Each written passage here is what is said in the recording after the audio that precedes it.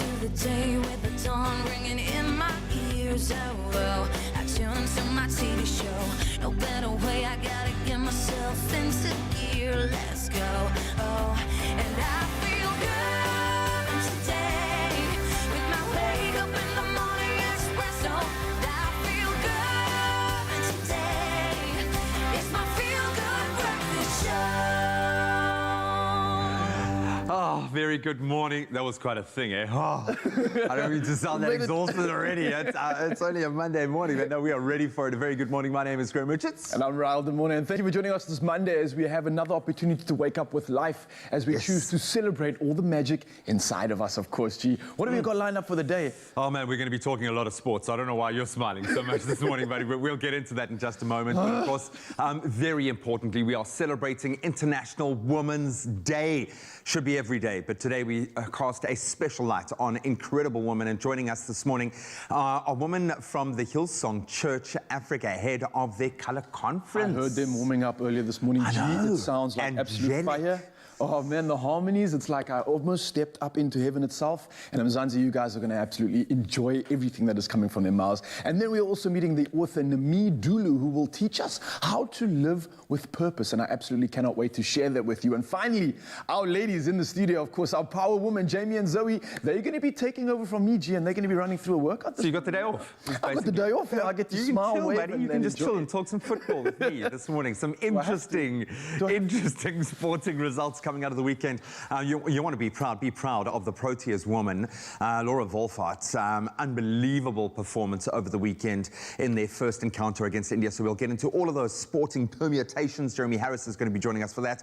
But right now, let's connect with one incredible woman that we have right here. And I'm going to ask her to do the stately beauty pageant wave because she looks absolutely beautiful this morning. Just give us one of those. Good morning, Zoe. Good morning, and I feel like the hair is also playing that part, being very voluminous this morning. Well, a very good morning to you. I'm Zoe Brown, and of course, this time of the morning, we love to connect with you on social media. And since it is International Women's Day, we do have a question for you. We want to know who is that special woman or most important woman in your life. If I may answer the question myself, I've been extremely lucky to be blessed with incredible women in my life. I'm talking about my own mom, my aunts, my friends' moms, and there are so many incredible women around us. So as we celebrate International Women's Day, why don't you head on over to the Expresso Facebook page and let us know which woman in your life do you look up to, and tell us why, and we'll connect with you and share some of those beautiful comments a little bit later on the show. And speaking of this show, I think it's that time of the morning for us to kick things off with some of the news. Thank you so much, Zoe. Let's start here in South Africa, where Health Minister Zweli Mkhize says it is important to delay the third COVID-19 wave for as long as possible. Said in an interview that it could come quicker or later, depending on how people behave and how diligently they follow COVID-19 safety protocols, most notably keeping the masks on. Mkhize added that it was vital that as many healthcare workers as possible were vaccinated. Meanwhile, the Department of Health says it hopes to start vaccinating older people, those with comorbidities and essential workers by the end of April.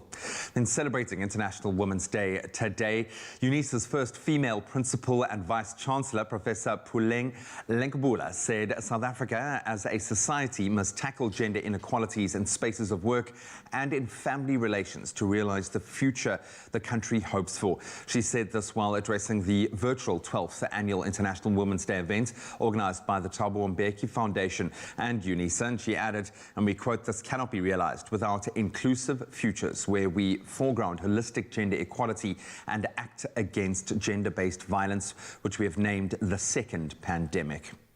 Now, on the international front, an estimated 300 people have been injured and at least 17 have died in a series of explosions in Equatorial Guinea's commercial hub, Bata. State TV has shown people looking for survivors in the rubble, lifting up the blocks of collapsed buildings by hand. The cause of the explosions is still unclear, but it came from an area near a military camp. In a series of tweets, the Health Ministry has asked for volunteer health workers to report to Bata Regional Hospital and has also asked that people donate blood. blood. And the US has deployed long-range bombers to Norway for the first time. 4 B-1 bombers will be operating out of Åland Air Base over the next few weeks. It's being seen as a message to Moscow that the US is ready to defend its allies in the strategically contested Arctic region, which is rich in oil and gas. Under international law, the North Pole and the ocean surrounding it are not owned by any country. And now finally, news of the Olympic torch to be carried by a 118-year-old. Many world records have been set and broken since the Olympic Games' modern inception back in 1896. Now in 2021, another one is set to be bettered. On International Women's Day comes the news from Japan that a 118-year-old woman will be establishing a record as the oldest Olympic torchbearer. Kane Tanaka, certified by the Guinness World Book of Records as the world's oldest living person, will in fact carry the torch as it passes through Shime in her hometown of Fukuoka. For most of the distance, Tanaka will be pushed in a wheelchair by her family. However, the super centenarian is determined to walk the final few steps as she passes the torch to the next runner. Now, Tanaka, who was born in 1903, is almost as old as the modern Olympic Games. Counting both the summer and winter editions of the Games, this year's Olympics will be the 49th of her lifetime. Tanaka is extremely chuffed that she has reached the age of 118 and that she can still maintain an active lifestyle. Says Tanaka, and we quote, "I wish other people to see that and feel inspired and not to think age is a barrier." Well, she has shattered that barrier. On that note, that's a great lead-in to get into our latest sporting results.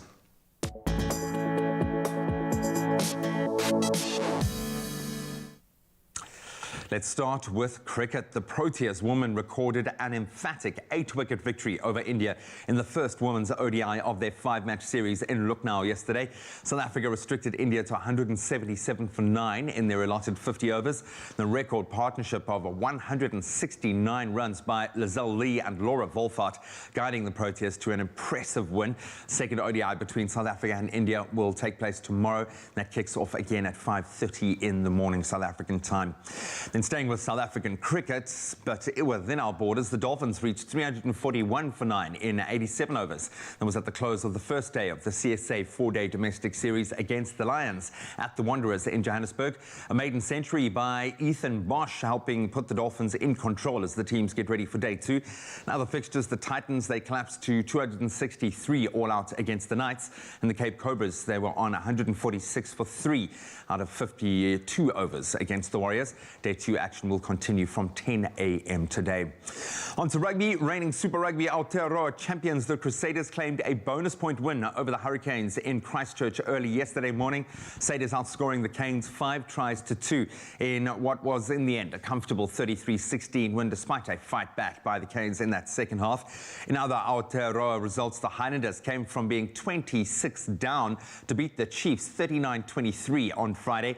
The Crusaders topping the standings on 9 points with the Highlanders in second with 5 points. And staying with rugby, the Western Force edged out the Waratahs 2016 in a thrilling Super Rugby Australia match that played out in Sydney on Friday. The Force rallied from being 13-0 down to register their first Australian domestic win in 10 attempts. The defending Super Rugby AU champions, the Brumbies, they narrowly beat out the Rebels 27-24 at the Geo Stadium in Canberra as well. Thrilling encounter. Brumbies now topping the table on 14 points with the Reds, who enjoyed a bye this weekend, still in second place with 9 points. Then a lot of football to get through, wade through over the weekend of the Premier Soccer League. Stellenbosch FC claimed bragging rights, beating Cape Town City FC 2-1 in a Cape Town derby over the weekend. The win took Stellies to 12th place on the log, much needed win, and the Citizens now remain in 7th. In other PSL results, Orlando Pirates beat Chippa United solidly 3-0. Swallows and Chakuma FC, they played out to a 1-1 draw, and Golden Arrows came from behind to beat Black Leopards 3-1, while Supersport United were held to a 0-0 draw by TS Galaxy. And then last but certainly not least, I think a shock to many, Manchester United ended Manchester City's winning run of 21 successive victories in all competitions, beating them 2-0 at the Etihad Stadium in the Premier League yesterday. This has been City's first defeat in all competitions since November last year. Ole Gunnar Solskjaer's side were superb on the night, now sitting 11 points behind City with 10 Premier League games remaining in the season. Now the result results. Fulham stunned Liverpool 1-0. Tottenham Hotspur, they thrashed Crystal Palace 4-1. Jeremy Harris has stepped into studio to give us a little bit more on all of our weekend sporting action, so stay tuned for that right now. Zoe's got the latest on the weather front.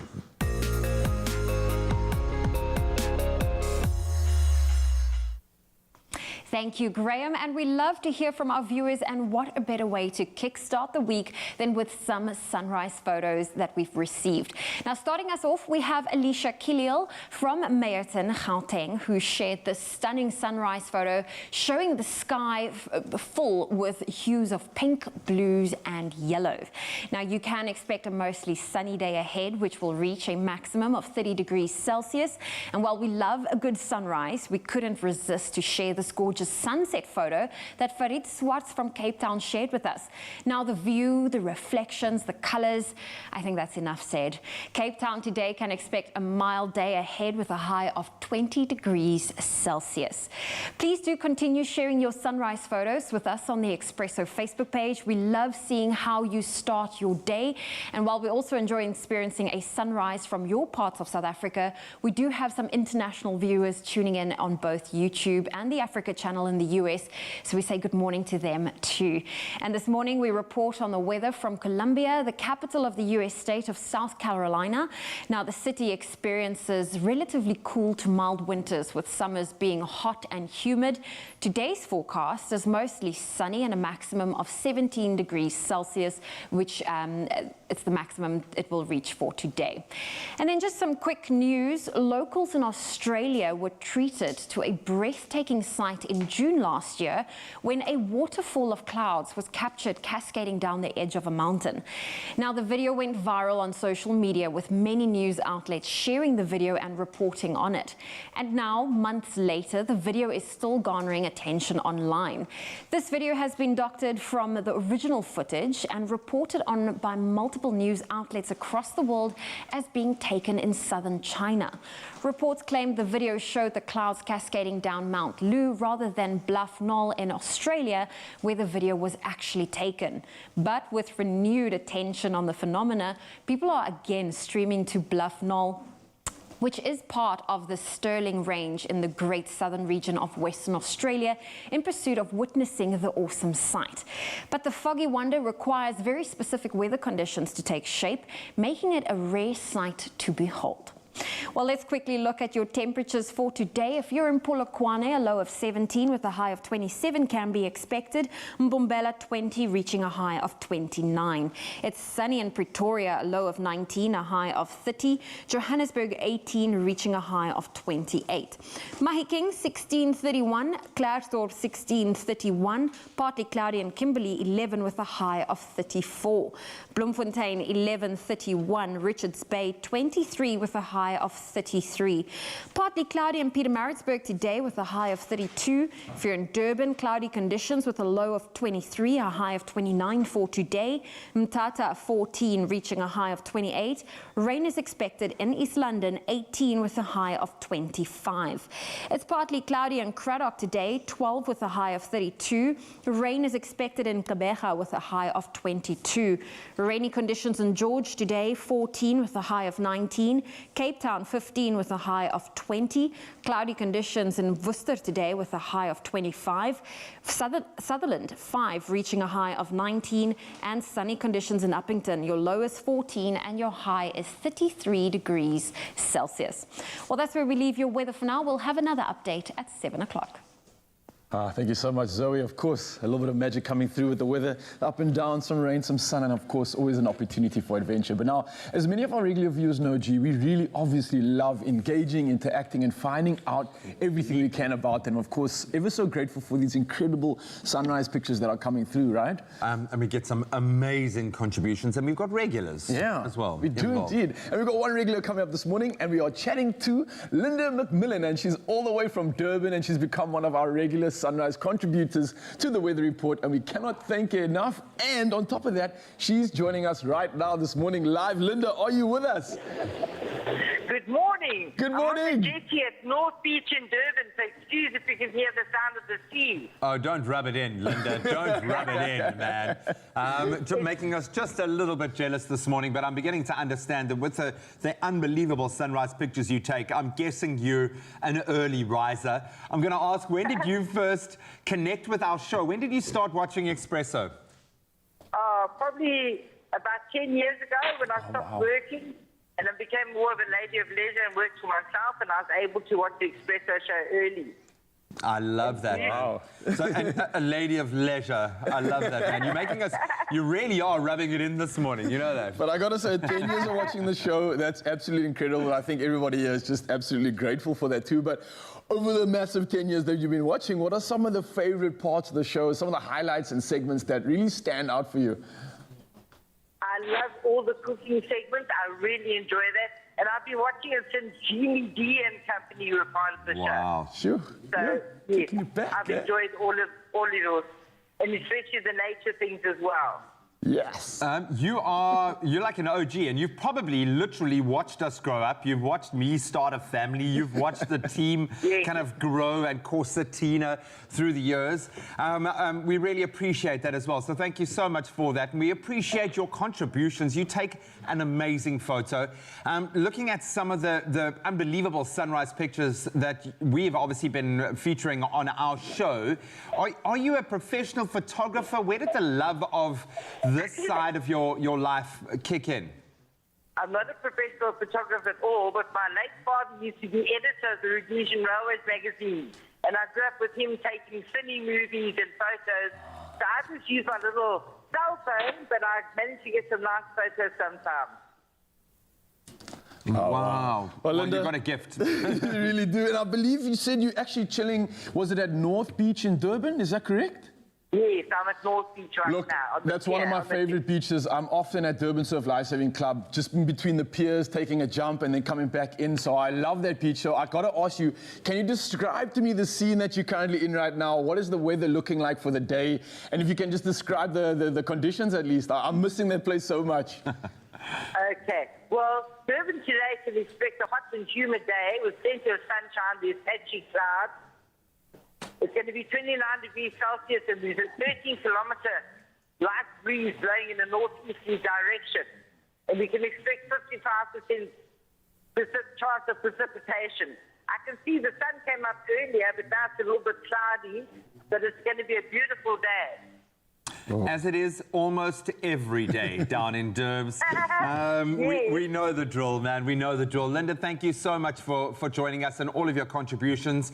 We look forward to featuring many more of your gorgeous sunrise pictures on the show. Thank you so much for the weather update, first of all, but for supporting the show and watching for as long as you have.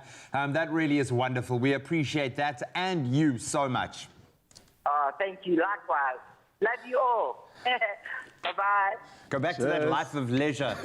I feel like I need to get a Speedo on. Gee, that weather sounded incredible. Nothing's going to stop you from putting a Speedo on, my friend. In fact, we can organize that right now, ladies. Would you like to see him put a Speedo on? We can always make a plan. I'm telling you, if Liverpool lose again, you might have to come to work in a Speedo, I might have to need a Speedo very soon then by the looks of things. Gee, Oh, man, but awesome to connect with Linda. And again, thanking her and all of our contributors for providing a comedy. None of them are professional photographers. It's because crazy. these sunrise pictures are amazing. But we really do love seeing what the sky looks like above your part of South Africa. So keep those pictures coming.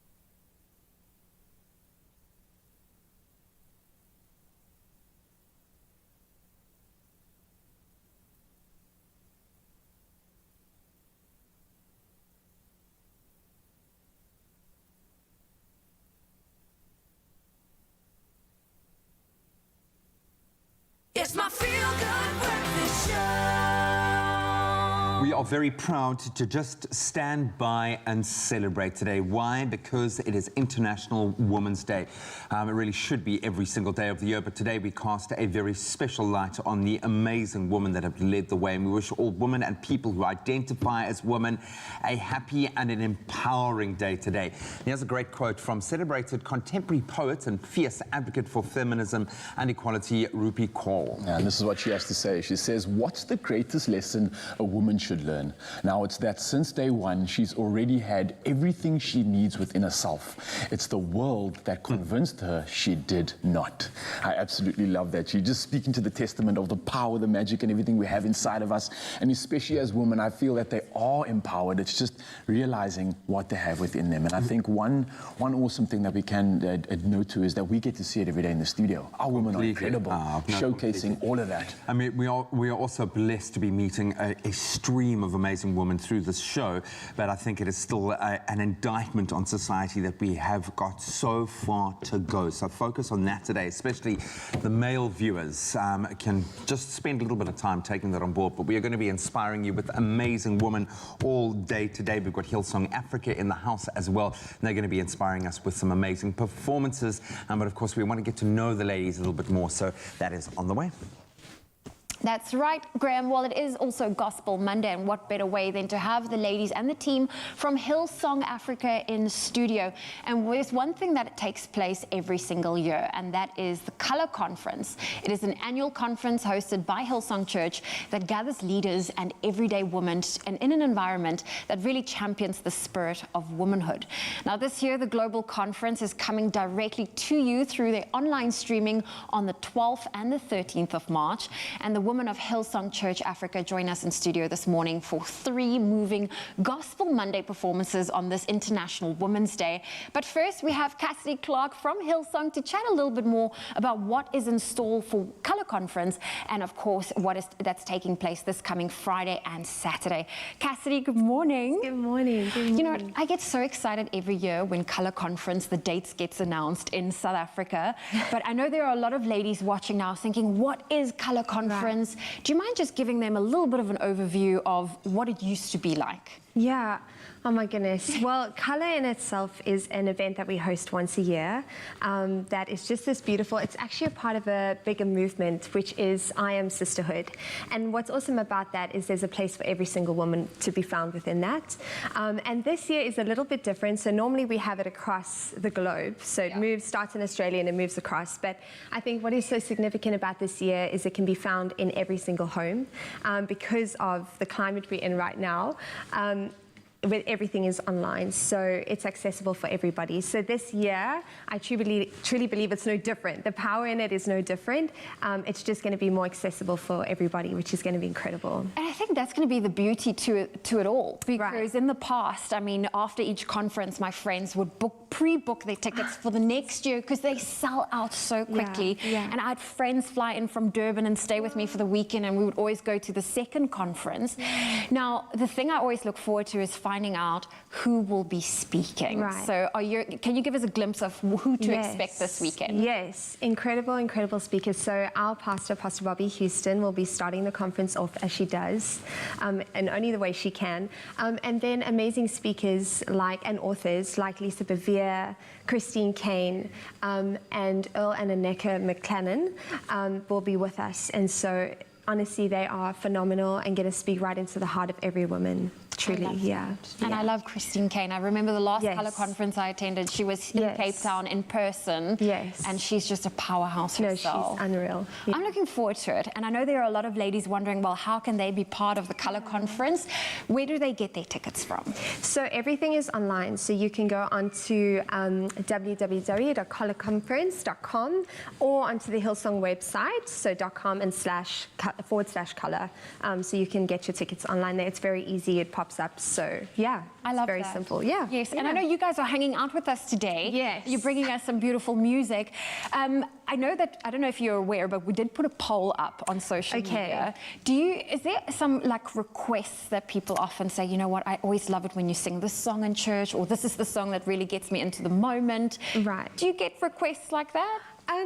Yes, sometimes. Sometimes I think they're definitely favorites.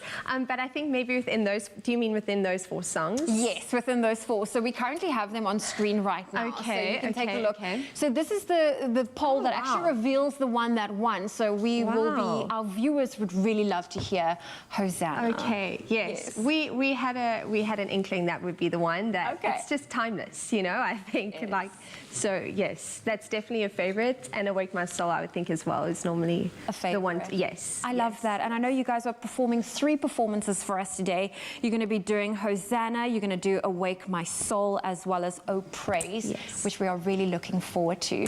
And since today is International Women's Day, we love that Hillsong is here for Gospel Monday on top of that. Do you have a message you would love to leave our beautiful ladies watching today with? Well, maybe in the true spirit of colour and I am sisterhood, I think I would want to say that you are valuable, you have purpose, and you have an incredible identity and mission. And what you have to give is enough, who you are is enough, and it's enough to make a difference in this world and bring justice and goodness and everything amazing that we need. And so I think what I would just say is you are enough. And we would love to see you this weekend. Yes, where you hear more about how amazing you are. So, yeah. And that is what Colour Conference and the Sisterhood of Hillsong is all about, and anyone is welcome. So please make sure that you do not miss out. And if you would love to attend the Hillsong Colour Conference, make sure you head on over to www.colorconference.com to book your tickets. The conference will take place online on the 12th and the 13th of March, and tickets cost 250 Rand. But stay tuned to Expresso as Hillsong Church joins us this morning, and they will be performing our Gospel Monday poll winning song, which is Oh Praise, Awake My Soul, and Hosanna. And that is all coming up on your Feel Good Breakfast show between now and 9 o'clock.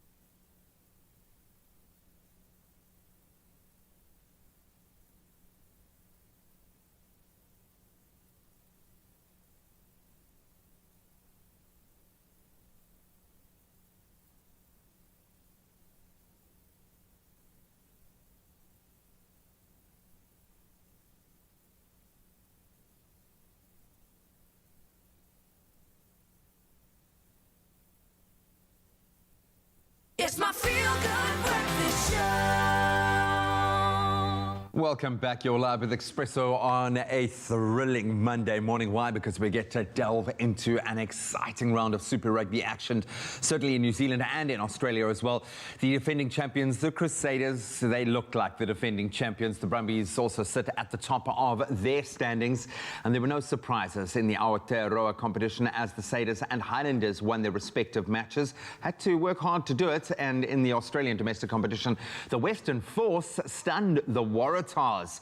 I can't remember when last the Western Force actually won a game, and the Brumbies, they narrowly beat out the Rebels. I think heartbreaking for the Rebels in the end there. Our sports anchor Jeremy Harris is here to chat all things rugby. In a weekend of massive surprises, certainly from a New Zealand perspective, with Israel Adesanya not getting the second belt, which I think a lot of people really... believe that result, yeah. I think a lot of people expected him to do that. Some major surprises in the footballing arena. Trust the Crusaders to bring some normality to the world. And of course, but let's start with the Chiefs and the Highlanders. The Chiefs going down 23-39 to the Highlanders, who I think it was in a space of about 30 minutes, just really lit up. 3 tries scored. Brilliant performance. 5 tries in the match. 3 tries, as you say, in that blitz period. And they really did look, I'm going to say, scary, ominous. I mean, if I were the Crusaders, I'd be going, oh, yes, time to take a note of that lot, because they certainly have bounced back from that earlier first-round defeat and looking really good. Not for nothing are they second on the table, but, you know, normality, a little bit of calm restored with that Crusaders win. Yeah, completely, man. And take nothing away, I would almost say that the Hurricanes won the second half. They played brilliantly, but the Crusaders, just their management of the game is so complete. What Robertson has been able to achieve there, and yes, they are an all-black team, pretty much. I think they're 8 or 9 All Blacks on the field. But they did enough in the first half. 33-16 was the final scoreline there. The Crusaders team doesn't look... They've got a culture of winning there that just seems impossible to break down. And I mean, and when you get into that habit of winning, then when you get yourself into difficult situations, you don't panic. Yeah. You know, you just know that you've got enough time to do something, to find that opportunity, and that's exactly what they do. Their game management is just world-class, is superb, and you know, not a big surprise to see them come through difficult periods in the match against a quality side and still walk away with the win and with the points. Now, I think when Ardie Sevilla left the field with that yellow card, I think that was a big turning point there. Obviously, tries were scored, but again, it's because they know how to capitalize on those moments. No panic required. Let's shift across to one that did surprise me, because I thought finally the Waratahs were going to find their kind of feet. A bit of a shaky start to the tournament for their Australian AU campaign, and against the Western Force. Come on. Of course they're going to beat the Western Force. Got this one wrapped up. I can't remember reporting on the Western Force winning a game. And they did it. 16-20 against the Tars. Yeah, and the Tars, can you believe it? 3 outings, 3 losses. And I think that there's a bit of concern inside that management team at the moment in terms of that kind of, I was going to say performance, but maybe it's lack of performance. And surely some questions to be asked there as well. Yeah, coach's head possibly on the block. Absolutely. Then you got a feel for the Rebels. The Brumbies, you know, defending champions. They've hit their straps right from the beginning of this new season. I thought the Rebels had this one in the bag. Yeah. Dying moments of the game, it gets stolen from them. Yeah, no, that was, I mean, look, it was headed to an extra time, what they call it, the golden try kind of scenario. But then, you know, deep into, or maybe not so much deep, but I mean, certainly into extra time, a last gasp penalty from the I've lost it now, the Brumbies, and a really amazing result there. And again, also, can you believe it, winless are the Force as well. And then we've got, so just to wrap up there, Waratahs 16-20 to the Western Force, Brumbies 27-24 over the Rebels.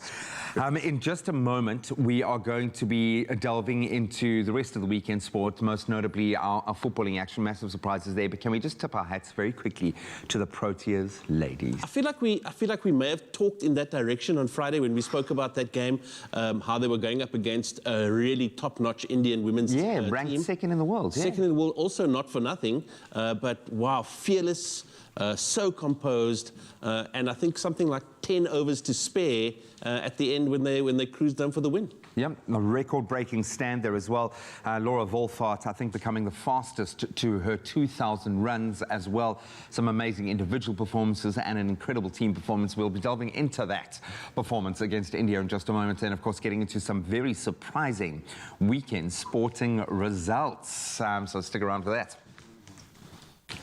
Yes, of course, you're still locked in. It's your Feel Good Breakfast Show, and it's Monday. And we've given you every reason to wake up and, of course, join us and smell the coffee. Now, we are all obviously coffee lovers here in the studio, if you have not noticed, and especially on a Monday where we need just a little bit of a kick. But, of course, Mondays do not have to be all blue, which is why we're starting ours with a bright turmeric latte to set the tone for a happy and sunny week. And joining me, of course, is Teresa in the building to spruce this up. And, of course, for International Women's Day, you're going to make this one absolute magic creation. So what have we got going this morning? Okay, so turmeric we're very familiar with. We put it in our spice blends, in our yellow rice, our curries. We are going to be putting it in our coffee today. Okay. It's actually a great addition to your hot beverages. All right, well, do you want some help there? Because, I mean, we are like coffee aficionados in the studio at the moment. I know. We can cook up any coffee. I think you could do the rest, though. So I think we'll use the Barista Brand's creation, which is the caramel creme brulee, which is delicious. an absolute magic, 100% Arabicas. It's got sweet Brazil nuts. I've actually just placed one in here already. So amazing. it's just a simple push of the button, of course. I'll get that espresso going.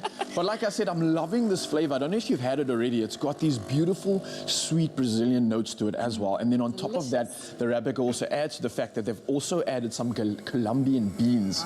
So it's got this roastiness to it, mildness to it, a perfect balance. And I think what you're going to be adding to this blend is just going to pop it off. Yes. So what I've done is I've put the milk and the turmeric together in our barista device. You can hear it going here. And we're going to add that to our coffee. I've used these things in the studio before. They're so cool. They're very make, cool. like, I know, iced very coffees, nifty. little infusions, little mixtures. And the fact that we're taking what I think is a South African tradition. I mean, we're talking about turmeric. It's like the golden ingredient for curries when you put it on your rice. It gives that yellow texture as well, of course. So this is like something that I'm imagining that South Africa is pretty much familiar with. But very much so. Not familiar with this epic Maybe creation. not in this way. Yeah. So I'm going to grab that. So what are you doing with this? Obviously, we've got the espresso that we've already made. Yes, so I'm going to add our turmeric milk onto the top. So we're going to pour that. That looks beautiful. Look at that foam. So we're going to pop that on top. And then we're not quite done yet. We're going to finish it off with some Brazil nuts. So it's going to just give you that flavor and also some healthy fats on your coffee. And it's like a full circle moment, like we're talking about the Brazilian beans, and now we've got the nuts right on top of it. I think that's really cool. You can also add just a little bit of turmeric, just a dusting on top. I mean, that looks gorgeous, it smells fantastic, and that's going to be a good start for your day. Hints of caramel, vanilla, coconut. Barista Creations does not disappoint, of course, guys. We used an Espresso Barista Creations caramel creme brulee, sweet and creamy caramel flavor, which meets the malted cereal notes that you've seen here already, and it's an absolute treat. Now, because we know you love coffee as much as we do, of course, we've got an epic and brilliant competition coming up for you guys. So all you've got to do, of course, is check out the competition. It's an espresso machine, which is worth 4,348 Rand, right? And this includes an espresso in Essenza mini bundle, 10 sleeves of coffee, of course, and a set of Origin Lungo cups just to add to that. And to get all of this is what you're going to do. So listen carefully, Mzansi. You simply have to reply to the competition post on Expresso's Facebook, Twitter, or Instagram page and tell us which of the Barista Creations range you want to try, and of course, let us know why. And remember to add and include the hashtag Nespresso Expresso, and that competition closes on Sunday, the 21st of March at midnight, and your T's and C's can be found on expressoshow.com. And I think there's one more thing to do. I've got to taste this. Okay. We're talking about all these beautiful sensations. Let's put it to the test. Give it a go. And Mzansi, you can get this recipe on expressoshow.com. But let me give you a little taster. Yes, yes, Brazil, Colombia, we are all the way there. It's absolutely sweet, it's absolute magic, and of course you can get on expressoshow.com. Enter that competition, time's running up. Hey.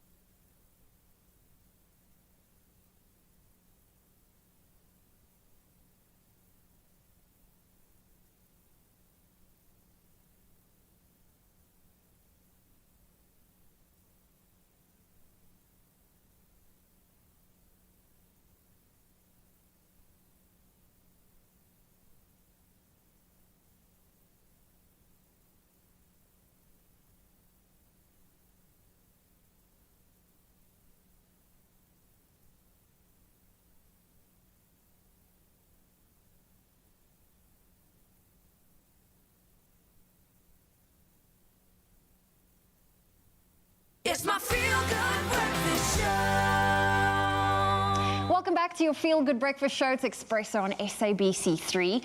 And there's an initiative called the 67 Kids to School Initiative. And it's run by scholars from Sachs High School in Cape Town. And every year, this initiative aims to raise funds and send 67 kids to school in Masipumalele. Now, the team consisting of 5 members, that is Nicholas Anima, Daniel Begg, Joshua Griefson, Oliver Hartley, and Dylan Williams, helped send almost double the number of grade 1 students to school with full uniforms and stationery to start off the school year on a very positive note.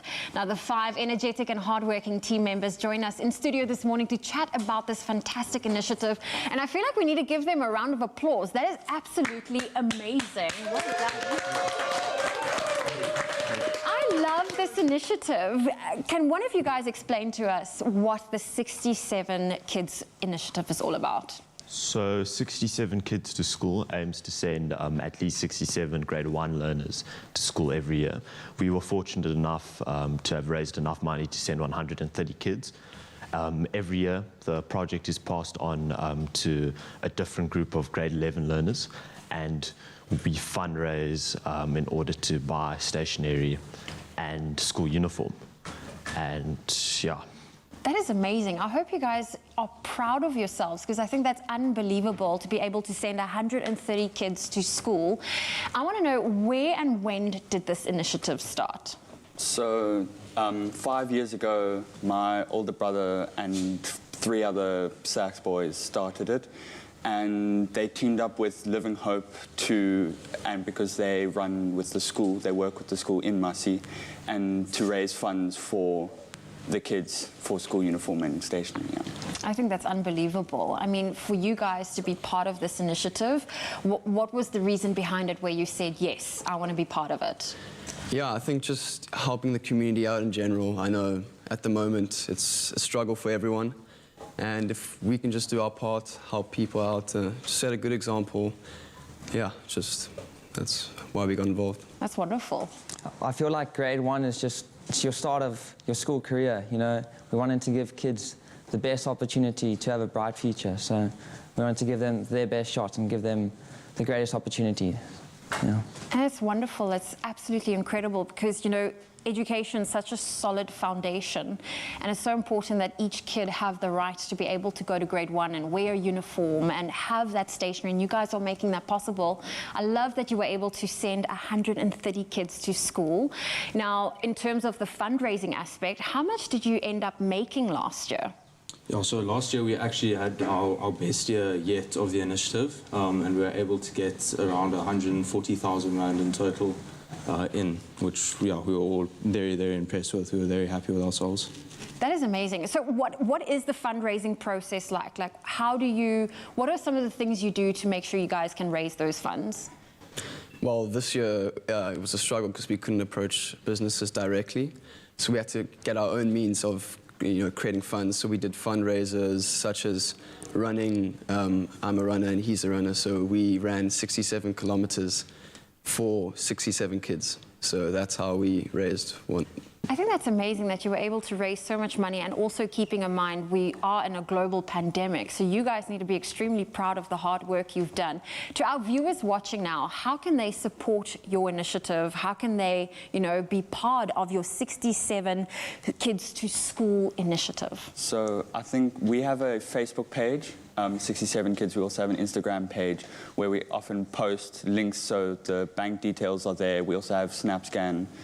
And I think if they want to check out the story, previous years, all the information is on there, and it could definitely be a big help if they either want to donate or check it out. I love that. And what is your hope for this initiative going into 2021? Well, the initiative is being taken over by a new group of grade 11s, and we just hope that, we wish them all the best. We hope that they can do as better, hopefully even better than we did this year, and just set a new standard for the initiative. Well, I think that's amazing. I mean, you've set the bar quite high, and now it's up to the new batch to at least improve the standard you've set. But gentlemen, well done. Congratulations. You guys have done a wonderful initiative. And a massive thank you to the 67 Kids to School team for really joining us this morning and sharing their wonderful work. We are truly inspired by the incredible work that they've been doing. And the 67 Kids to School initiative, it aims to give young scholars a bright future, but one that they can't do it alone. Now, why don't you head on over to www.67kidstoschool.org to show your support. That website's on your screen right now, and let's help and make sure as many kids can get to first grade and school as possible. But it's also now that time of the morning for us to introduce to you the women of Hillsong Church Africa that are joining us in studio this morning, and they're also here to share about what the Color Conference is all about. But kicking off our Gospel Monday, they have a fantastic song. The song is Awake My Soul. It was written and performed by Hillsong Worship and released on their 2019 album, Awake. Now, the words Awake My Soul is, awake my soul and sing is repeated in the Old Testament book of Psalms, and those words can also be found in the chorus of the song, and it reminds us to wake up and lead God's revival. Here's the team from Hillsong.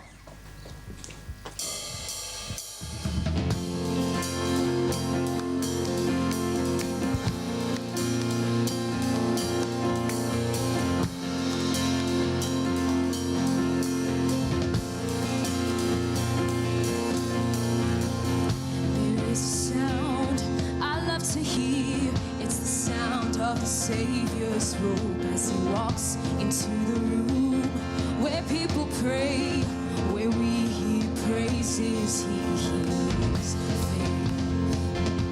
Oh, thank you, Jesus.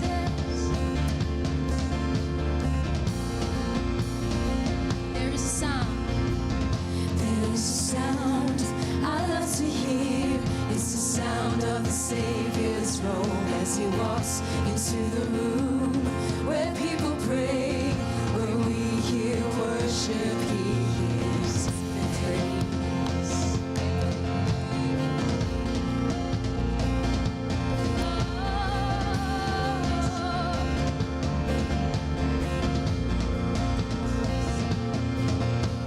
Awake my soul and sing his praise aloud. Sing his praise aloud. Oh, awake my soul and sing his praise aloud. Sing his praise aloud.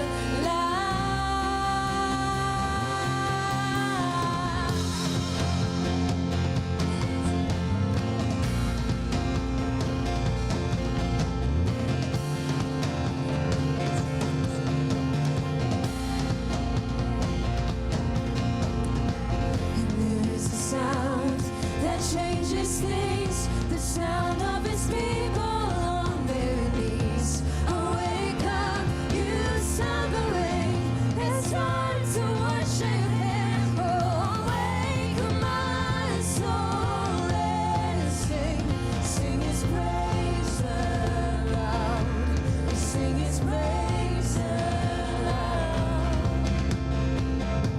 Oh, awake my soul and sing his praise aloud. Sing his praise aloud.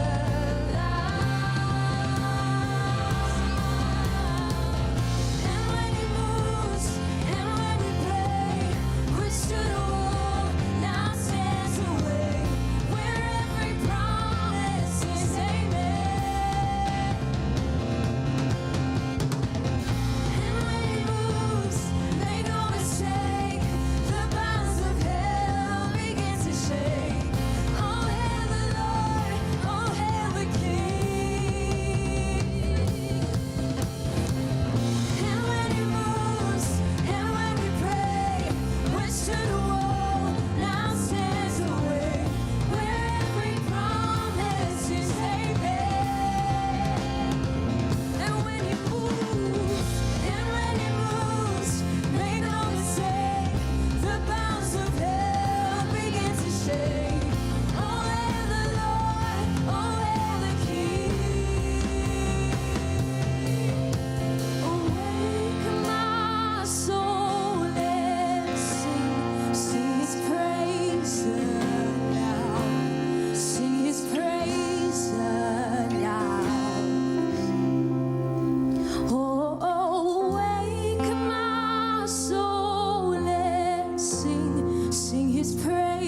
aloud, sing his praise aloud.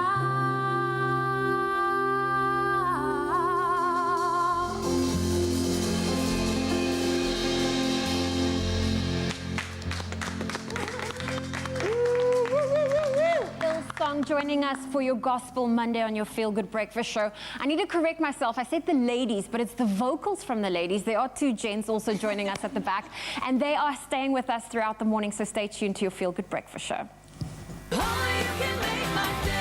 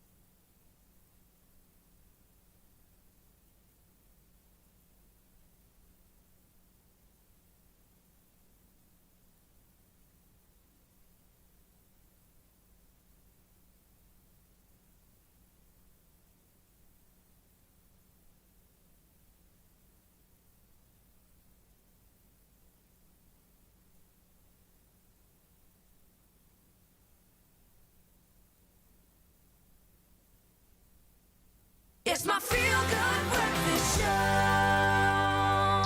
We are back with sports anchor Jeremy Harris, who is going to be talking us through the impressive 8-wicket victory from our Proteas women over India, and then telling us all about how Stellenbosch FC and Manchester United have the bragging rights after their respective derbies over the weekend. And of course, Liverpool compounded to yet another loss, this time against Scott Parker's Fulham. But let's start with the cricket.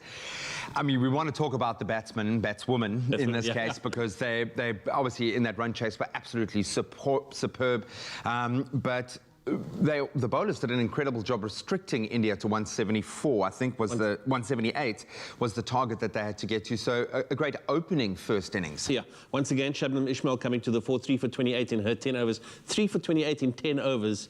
That is brilliant bowling. This format, and that is really top stuff. So she did put the pressure on the Indian ladies in terms of their batting performance. Also in Kululeko Mlaba as well, picking up, I think it was 2 for 41. So lots of pressure. There was no place to go. 177 was all, I suppose, they could get to. I mean, that was very disappointing performance. You would have expected a batting lineup from a team as good as India to easily crest 200. For their batting as well. Exactly. Yeah. So not to be, and a really good performance from the bowlers. And then it's just a superb chase. Absolutely amazing, record-breaking partnership between Lizelle and Laura. And Laura Wolfhard getting to her 2,000 runs, I think, in record-breaking time as well. And as a coach, you've got to be looking at this. Hilton must be thinking, the balance is there. Yeah, my time has come. But I mean, so too has the time come for his team. They already just, we were talking about it on Friday, that they've been playing, they've been getting into that winning habit, and this is what happens. This is the kind of performance that routine and confidence gives you when you're able to go out there against any team in the world and play like that. It also helps when the individuals are putting their hands up, and that certainly happened in this case. An 8-wicket victory, brilliant performance. Just quickly touching on the CSA 4-day series, a couple of great performances coming through. The one that we can highlight, Ethan Bosch for the Dolphins. I think Dolphins definitely in the driving seat there, 341 for 9 up against the Lions, and we were kind of expecting the Lions to be the dominant force in this one. Absolutely. Look, I think that we're going to hear that name more and more, Ethan Bosch. I'm starting to hear it as well, in terms of the fact that people are starting to put a flag over his name, and there may be higher honours calling if that kind of performance continues. But you're right, the Lions, I think, were maybe even themselves expecting to be a little bit more in control of that game. A little complacent. Cape Cobras 146 for 3 up against the Warriors, and then at stumps the Knights trailing the Titans by 240 runs with 10 wickets remaining. Let's hop codes now, get into our sporting action. One we didn't expect, possibly Stellenbosch with the bragging rights in the Cape Derby. But I think well deserved. There was a lot of pressure from Cape Town City, well weathered by the team from Stellenbosch, and then 2 goals. Thanks for coming and good night, because I mean really it was a performance where they were going for the result. They were not going to be settling for that draw after they lost the early lead, and Ngoma, equalising rather for City. Not going to be. They were going for the points. They were going for the win. They were going for the bragging rights. Yeah, man. Brave football being played. Likewise, Orlando Pirates back to winning ways. 3-0 against Chipper, and then Swallows and Chukuma playing out to a 1-1 draw. And we were talking about Chukuma being, punching above their weight class. Brilliant performance there.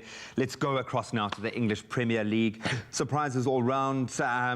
Arsenal, Burnley drawing 1 apiece. Maybe a bit of a surprise. Big shock. Fulham, Scott Parker's Fulham have earned massive respect this season. I know they're flirting with the bottom of the table, but they are playing some amazing football against the big guns. Have we figured it out? You've had a whole weekend to think about what is going on in Liverpool at the moment. We were even asking, is Jurgen Klopp's job in danger at the moment? What is going on? Look, I'm going to stay with my initial sort of prognosis when we were talking about this on Friday, and that is that they're a team at the moment that is almost stuck to a particular game plan, a system of play. And they seem either incapable, unwilling, I'm not too sure what it is, to change that system. And unfortunately, the results may very well force something to break, something to change. You've got like a Sadio Mane hasn't scored in 9 games or something. You also need your strike force to be scoring when they're that good on paper. Yeah, and I mean, it's the same team, more or less, that play Champions League football, for sure. And they've been reasonably successful there, so I'm really not sure what is going on. I know there's injuries, people will point that out to me. I know there's a lot of games one on top of the other, but that's everybody's problem, absolutely. Everyone is struggling with injuries at the moment. Of course, Manchester City, a lot of their injury woes have ended with the likes of Kevin De Bruyne back in that side. They've been playing probably the most beautiful football that has led to a 21-game winning streak. They were about to surpass that last night and hit a brick wall in the form of a Manchester United who played, it must be said, in very much the system of a Manchester City. Their game management was amazing. They were fantastic on the break. Their midfield, the way that they shut down the key players, the way that they shut down Gundogan, they were superb. That's the best I've seen Manchester United play in recent memory. Yeah, no, and I think they had a point to prove. You could see, I think, particularly not so much the goals that were scored on attack, but the way that they all covered on defence when it was required. There was just so much intent, so much almost desire from the United players in terms of getting back to help. I mean, there was a I remember an incident in the game where Rashford, who's not the slowest person in the world anyway, I was thinking exactly that. Came charging back and just quickly took the ball away from and City. And to save a 4-on-3 situation. Absolutely. As well. Brilliant performance right across the board, and not the best performance from a Manchester City that I suppose at some point the other shoe was to drop. And then Tottenham Hotspur 4-1 against Crystal Palace. Gareth Bale getting 2, Harry Kane getting 2. A brilliant weekend of footballing action. You can let us know, where does your heart lie? Who are you supporting? Are you a super fan? Should we be inviting you to the studio to sit right next to, well, 1.5 meters away from Jeremy? Maybe we'll call you in. Thank you, Graham. Well, let's quickly look at your national news. Police have warned members of the public not to buy illegal COVID-19 vaccines. This follows after 4 suspects were arrested after more than 2,000 doses of a fake vaccine were found during a raid on a warehouse in Germiston on the East Rand. Police spokesperson Brenda Muridili stressed that no approved COVID-19 vaccines are currently offered for the sale online or in any other way to the public. Muridili says police are continuing investigations into syndicates trying to enrich themselves by smuggling and distributing illegal and unregistered drugs and vaccines. Meanwhile, the Minister of Health, Zweli Mkhize, has said it's important to delay the 3rd COVID-19 wave for as long as possible. He said in an interview that it could come quicker or later, depending on how people behave and how diligently they follow COVID-19 safety protocols. Mkhize added it was vital that as many healthcare workers as possible were vaccinated. The Department of Health says it hopes to start vaccinating older people and those with comorbidities and essential workers by the end of April. And moving to news abroad, Pope Francis, on his 3rd day of his historic visit to Iraq, yesterday visited parts that were held by Islamic State IS militants. Christians were targeted by the IS when they seized the region in 2014. The Pope prayed among ruined churches in Mosul, a former IS stronghold, before meeting Christians in Karakosh. He then celebrated Mass in Erbil, where some 10,000 attendees welcomed him. A cross erected on Church Square in Erbil in honor of his visit was crafted from wooden chairs rescued from churches across the region. And an estimated 300 people have been injured and at least 17 have died in a series of explosions in Equatorial Guinea's commercial hub, Bata.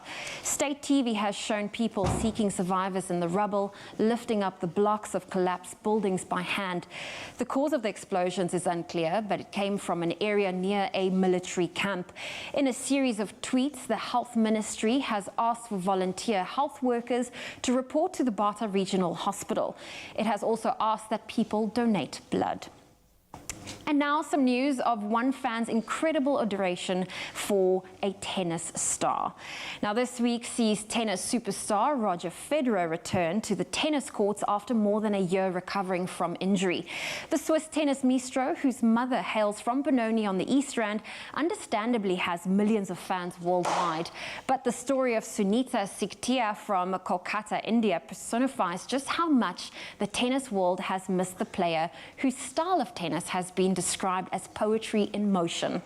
For Sunita, Federer matches are sacred. She has spent huge sums of money on travel to watch him play more than 100 matches around the world. She sometimes calls out, "Come on, my Juna," which translates to "Come on, my darling" in Hindi. Some years ago, when he experienced a slump in his quality of play, she even consulted a guru for help. Federer has inspired Sunita to start her own charity called SURF. It stands for Some Immensely Inspired Roger Federer Fans, which provides assistance to impoverished ball kids at her tennis club. Let's hold thumbs that the 39-year-old holder of 20 Grand Slams doesn't disappoint his biggest fan this week at the Qatar Open in Doha. Well, on that sporting note, let's get Graham in to give you another update on what's happening in the world of sport.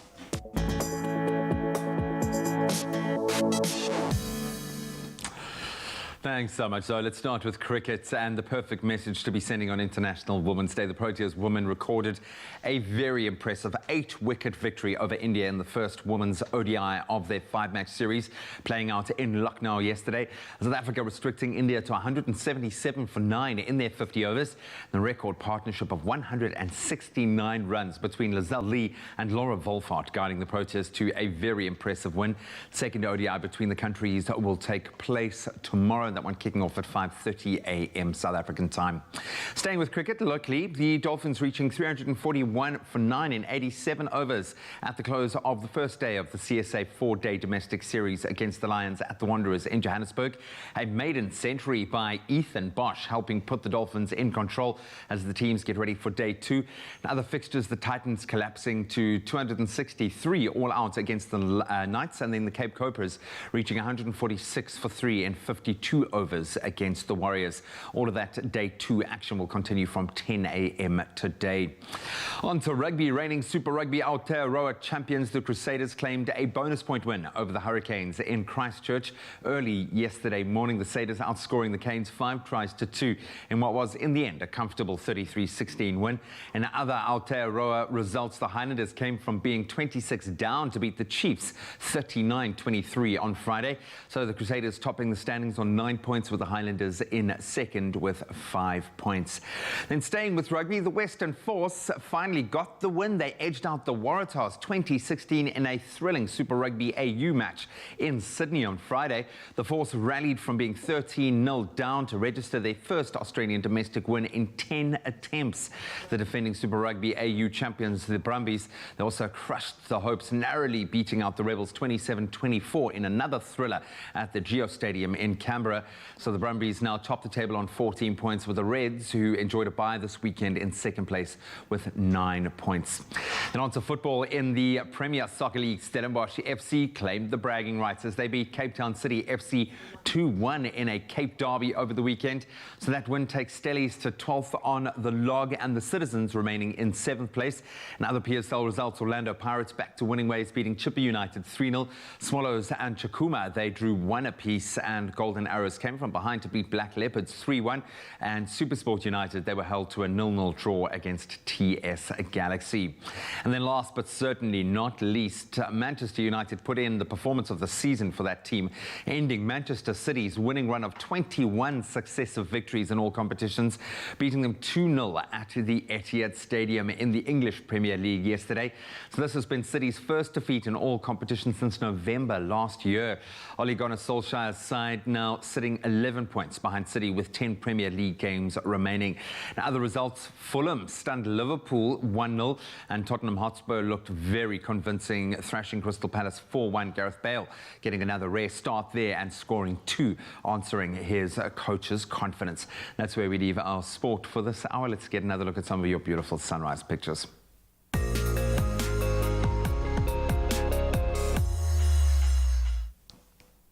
And we love receiving your beautiful sunrise photos. This morning we got one from Anika Kaiser sharing this beautiful photo of the Outeniqua Mountains. Now, if you happen to be in the area, you can expect a partly cloudy day with a maximum of 17 degrees. Gary Oakham from East London shared this bright photo of the sun rising over the ocean. East London can expect a maximum of 25 degrees Celsius for today.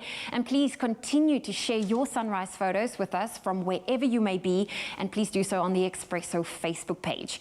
And while we enjoy experiencing a sunrise from your parts of South Africa, we do have some international viewers tuning in on both YouTube and the Africa channel in the US. This morning we report on the weather from Nashville. It is the capital of the state of Tennessee, and summers tend to be hot and humid while winters generally cooler. Today, however, you can expect a sunny day with a maximum of 19 degrees Celsius. And just some space news: the US Space Agency Perseverance rover wiggled its wheels for the first time a few days ago and undertook its first Martian drive. It didn't move far, just 6.5 meters in total, but NASA's deputy project scientist, Katie Stack Morgan, said it was a significant moment and they could now consider themselves explorers of the surface of Mars. This a fortnight since the 1-ton robot made its dramatic descent to the red planet. Apart from a steady stream of new high-resolution imagery from Mars, the Perseverance rover has also since provided the world's first audio recording of the red planet. It sounds much like a recording of someone breathing into a microphone, but considering the feats required to record it, it's still pretty impressive. NASA announced on Friday that it had named Perseverance's landing site in Jezero crater after the celebrated American science fiction author Octavia E. Butler.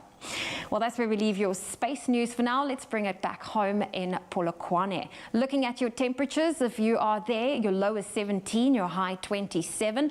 Mbombela 20 with a high of 29.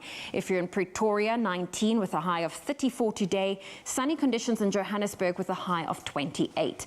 Mahikeng 16:31, Klerksdorp 16:31, partly cloudy in Kimberley 11 with a high of 34. Bloemfontein 11 with a high of 31. Richards Bay 23:33, Pietermaritzburg 18:32. It's partly cloudy in Durban today. A high of 29 can be expected. Mthatha 14 reaching a high of 28. Rain in East London, a low of 18 with a high of 25. Cradock 12 reaching a high of 32. Rain can be expected in Gqeberha with a low of 15, a high of 22. Rain in George with a high of 19. Cape Town 15 reaching a high of 20. Worcester 9 with a high of 25. Sutherland 5 reaching a high of 19. If you're in Uppington today, sunny conditions with a low of 14, a high of 33. And that is where we leave your weather for now. A final update will be coming your way at 8 o'clock. So we are feeling very proud to be alongside amazing women, not just today, but every single day. I think both Ron and I have pointed out how fortunate we are to do this show because of that. And I think many South African and international dignitaries and grandees, including Miss South Africa, Shurafatso Moshida, will be delivering very keynote addresses at the 5th Gender Equality, Wellness and Leadership Summit to further stress what we are talking about today. And it's going to be hosted, of course, by the work and efforts of the amazing Motsepe Foundation. Yeah, another key focus, of course, the theme is, of course, harnessing the role of women in the pandemic recovery. Now, I love that. If you would like to see the groundbreaking work that will be discussed during the summit today, and of course today is International Women's Day, that's happening from 10 a.m. to 1 p.m. Then, of course, all you got to do is visit the live stream, which is taking place on the Motsepe Foundation Facebook page, and you can check that out right now. The strapline's on your screens. You're definitely not going to miss this one, G. Yeah, I mean, we touched on it with our Hillsong interview earlier, and I mean, the Motsepe Foundation doing a range of amazing work, especially in our COVID-19 recovery process. So I'm so glad that they've taken a very almost strategic and practical approach with this year's theme for the event. But maybe the fact that we have gone virtual means that more women can take part, more people can connect with the address, with the summit this year. So I suggest you do that, get online, go and enjoy that live stream, and also be inspired by some amazing keynote speakers.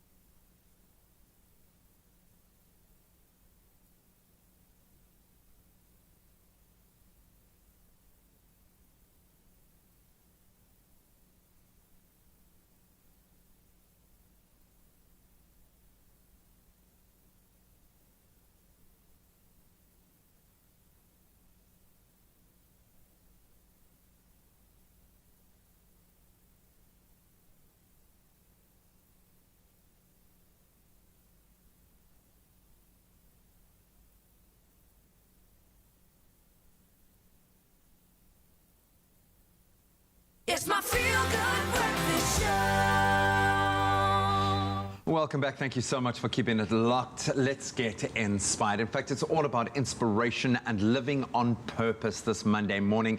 And we are now joined in studio by Nimi Dulu, who is a CEO and entrepreneur with 34 years experience in business and in human resources. But also, she happens to be the author of a new must-read book titled Living on Purpose, which aims to equip readers with strategies to help them achieve personal growth. Nimi, thank you so much for joining us this morning. Thank you very much. I marvel at the fortitude it takes to put together a book. I would imagine it must feel like a marathon to get to the point when it's been released, when you actually have to let go of this creation. That must be quite a thing. But what inspired you to take the lessons that you've learned, to take this mindset and channel that through a book? So thank you very much for the opportunity to be here. I think for me, it's really been about a journey of self-discovery, and I wanted to find a way, I wanted to create a platform that I could inspire others and create some form of personal growth in them. For me, it's about courage, the courage to live your life purposely, on purpose, with absolute deliberation, and to seize everything that defines you with all its foes and favor. For me, that's been the driving force behind it, to make a difference. it's easy in retrospect to go look back and say these are the lessons learned, but was there a moment in your life where you were forced to or made the choice to start living on purpose? Absolutely, and I think when you get to a point in your life where an experience brings you down to your knees, you realize, well, either I can stay down there or I can use everything that I've got in me to pick myself up and go forward and live on purpose despite anything that life throws my way. I'm going to defy the odds. And I think there were many circumstances like that that brought me to that point. And maybe a very common denominator with what so many of us went through during hard lockdown over this last year. Maybe that's the opportunity now. So many of us have been brought to our knees. How do we recreate that narrative, redefine ourselves, and maybe just having the guide, a practical guide, is the first step. So maybe start with the setting of the book. How do you translate this message of living on purpose? Okay, so the book takes a very a story-based approach. It's a very reflective approach, simply because I don't feel that we often give ourselves enough time to really understand who we are, what is of value to us, and unless we understand what is of value to us, we can't really add value. So when we really define who we are at a personal level, we're able to set those goals and that vision and be able to work towards attaining it. How much of this, because I would imagine it must be a cathartic experience when you go through this process, because it's forced you to hold a mirror up to yourself and ask those questions. How much of this has been learnt, and how much of this is you living out in these pages? So I've drawn from a number of experiences. I've drawn from my 36 odd years of the corporate business world. I've drawn from my own personal experiences, and I've drawn from the experiences of friends and family and people that I've met and some great leaders that I've worked with. So it's a combination of all of those experiences which I've put together and has culminated into the insights that I share in this book. Who is this for? It feels like a deeply personal narrative. It feels like something that you have written, yes, partly for yourself, but if you could identify that person that you would want to reach with this book, who is going to benefit the most from reading this, do you think? So I think anybody who's looking to discover what their purpose is, they're looking to discover what value they can offer this world. They want to be bigger than they are, because when you believe in all possibilities believe in you.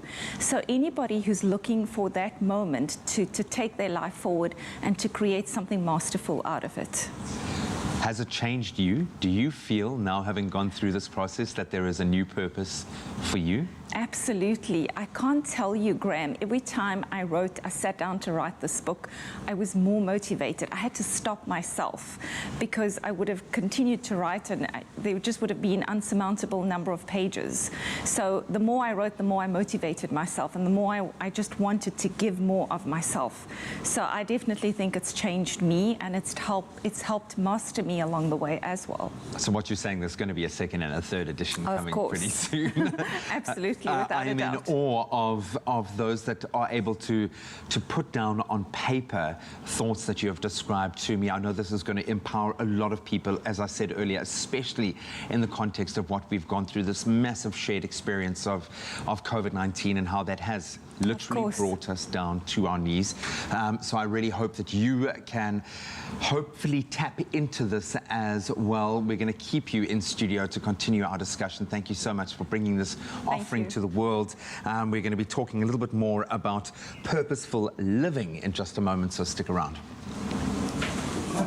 Well, listen, we are in the beauty room, which means the ladies are about to talk all things when it comes to beauty. And Knox, it's always so great to have you here, because I know we're going to talk all things makeup. Yes, absolutely. Now, we know W Beauty is fast being, the front runner in the skincare and makeup industry.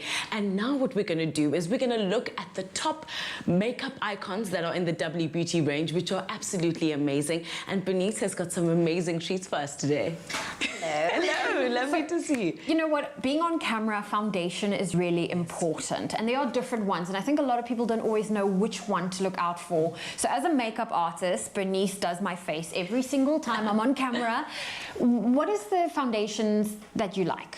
Or what is it about Yes. foundations that you look for? I think out of the whole range Woolies has, like this one I really would go for. It's got an SPF 20, which is an absolute must. I mean, Yes. nowadays with sun and sun damage and everything, I mean, you only have the skin you're in, so you might as well take care of it. So it's starting with a good, like a sunblock in your foundation already. That's a good step.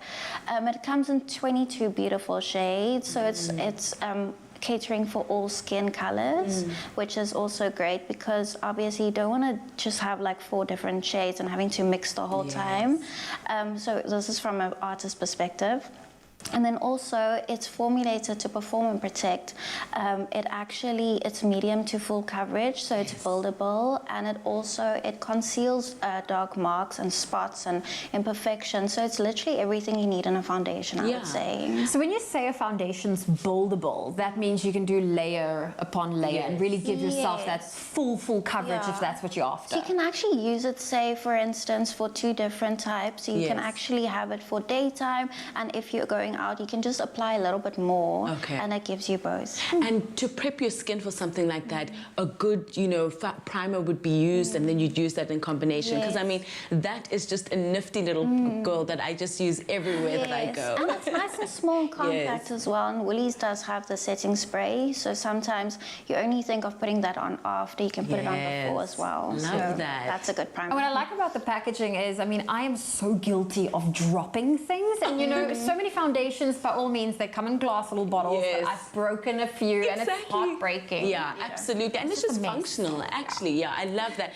So now that we've got the foundation going, I would imagine the next is the eyes. Yes, so she already obviously has her eyes done.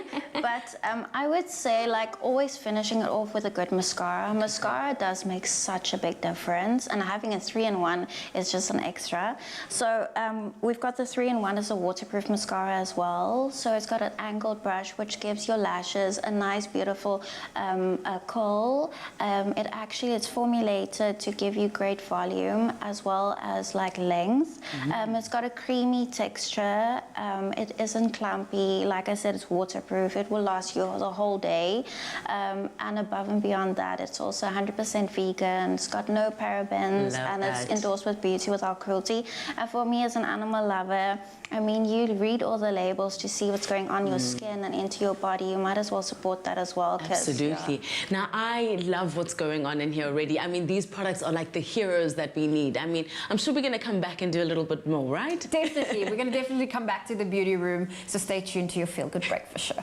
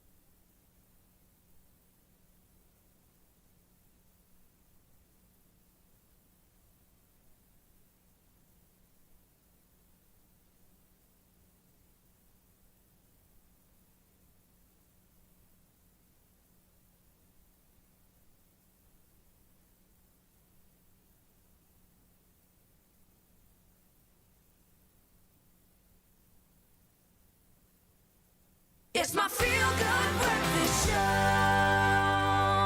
Welcome back. Of course, you're still locked in. It's your Feel Good Breakfast Show, and we are still celebrating International Women's Day today. And what a better way to do it than to commemorate this day by recognizing some powerful women artists with their iconic songs. Now, before Hillsong performs, we decided to play a bit of a game called Guess the Lyrics. Now, how the game works is I'm going to be giving a line from a song with some missing words, and then our guests over here are going to have to figure out what those missing words are, and then on top of it, figure out what the song is, and then perform the song. Quite a challenge, ladies. I've got some specialists in the building. It's Kwakanya and Isona is going to be joining us this morning. Of course, ladies, so you both get to attempt it. You both can join in to try and give an answer. So you're not battling each other. This is for representation, all right? Come on. So, guys, it's as simple as that. You understand the rules? Yeah. Yes. I'm basically going to give you a line. This game is so hard, by the way. Like, everybody that tries it, they struggle so much. So just even getting one song is a win, all right? Okay. But let's see how you do. So let's kick it off, ladies and gentlemen. This is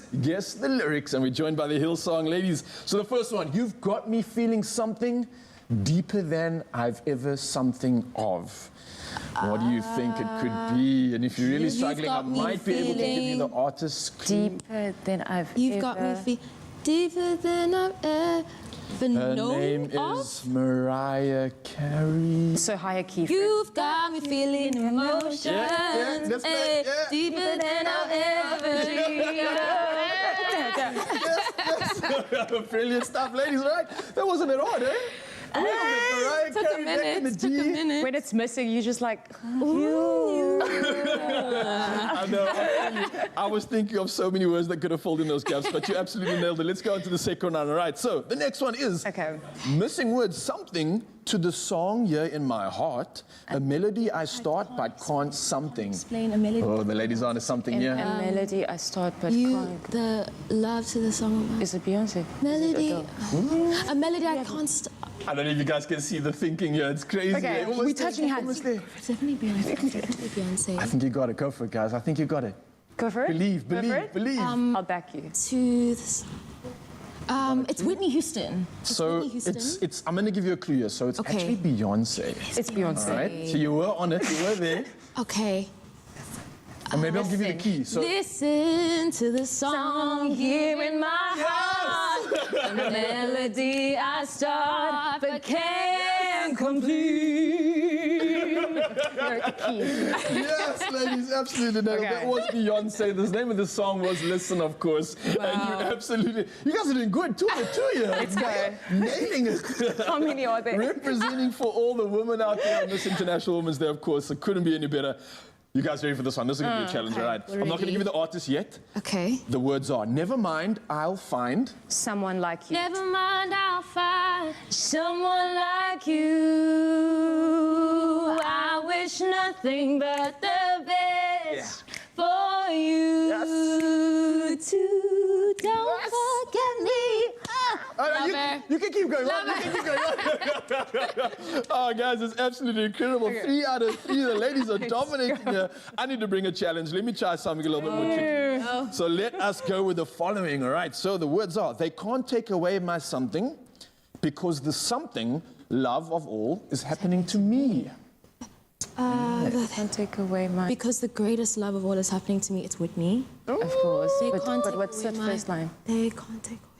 Almost there, almost there. They can't take away. You got it, you got it, you got it, you got it. Because the greatest love is happening to me.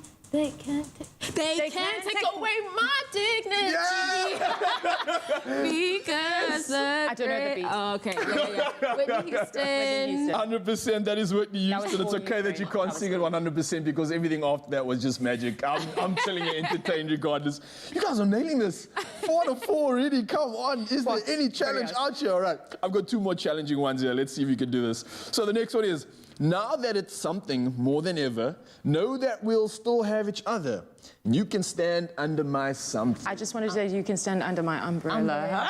It has to be now rain more than ever. Know that we'll still have each other. You know, no, my umbrella. You can stand under my umbrella. Ella, Ella, It's actually unfair because when you sing so well, you can just hum and it sounds like perfect. So that's unfair, but I'm going to give you the point, of course. That was Rihanna with Umbrella. One more challenge for you ladies. This is too easy. And this one, you're not allowed to hum, okay? Just because you have beautiful voices doesn't mean you can get away with a hum. You've got to hear the words to this one. This is your last challenge of the day. You are absolutely nailing it. And this one is, crash through the something where they can't something us. We're far from the something now. Where they can't find This is the challenge we've been waiting for. Crash through.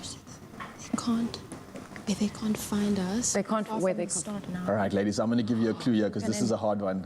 I need to hum it. You need to hum it? So you know the artist. I'm where gonna give you they can't the find artist us. is a lady by the name of Gaga. Lady Gaga. Gaga. And we can't hum. Do you remember her co-star in the movie? It was... Sing it. Sing it. Thinking of the beat. What is the beat of Shallow? Hum it and then we'll sing it. Hum it. Where they can't stand us. We're far from the oh no. Yeah, that was the last one. Through the. I don't know If what it's not she shallow, says. It's deep. It's deep.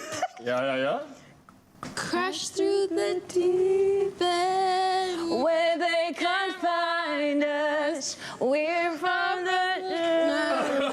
Okay, this one is a I'm going to give you the point. This is a challenge. I'm going to give you the words and see if you can put it in a song. So it's crash through the surface where they can't hurt us. We're far from the shallow now. You know what song this is, of course? We won't sing those words in. Can I ask a favor? Can I hear that song one more time? I think you know it. It's obviously a dull surface, of course. Can we send it off with Mzansi for the last one? You got this. You guys got this? Okay, no, you have to howl. I've got you. You got it, Okay, ladies? but it was that one? Yes, it was that one. Okay. Crash through the surface where they can't find us. We're on the shallow now. Okay, there we go.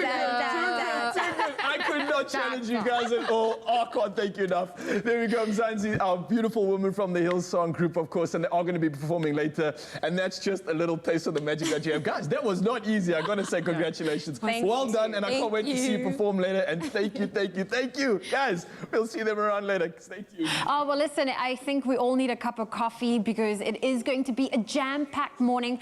And what better way to enjoy a perfect cup of coffee with some fresh rusks? That has to be one of life's most wonderful and simple pleasures, something I love to do when I enjoy a cup of coffee. Now, Teresa joins us in studio this morning to make her scrumptious buttermilk rusks that are loaded with nuts and cranberries and are totally irresistible.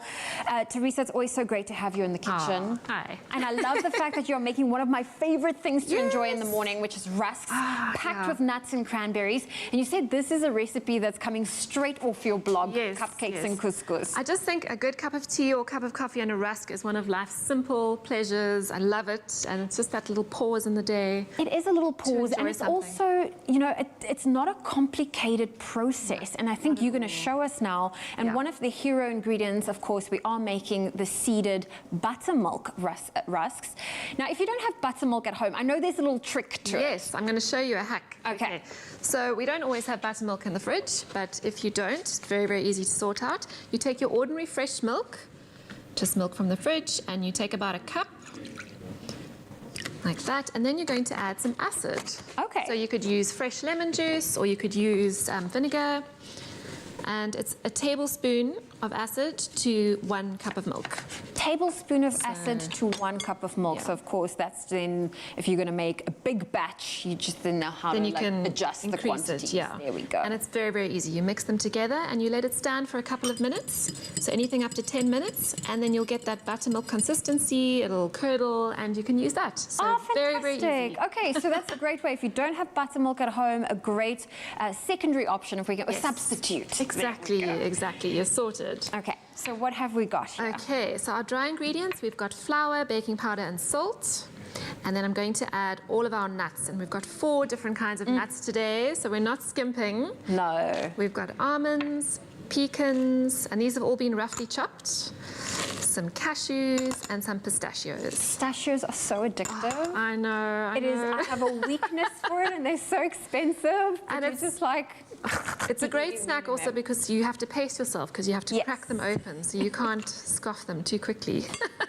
And I'm also going to add some cranberries. Oh, and that will just give us that nice little sweet chewy. Yes, and they look beautiful as well. A little pop of red. Yes, beautiful. Okay, so leave that to one side.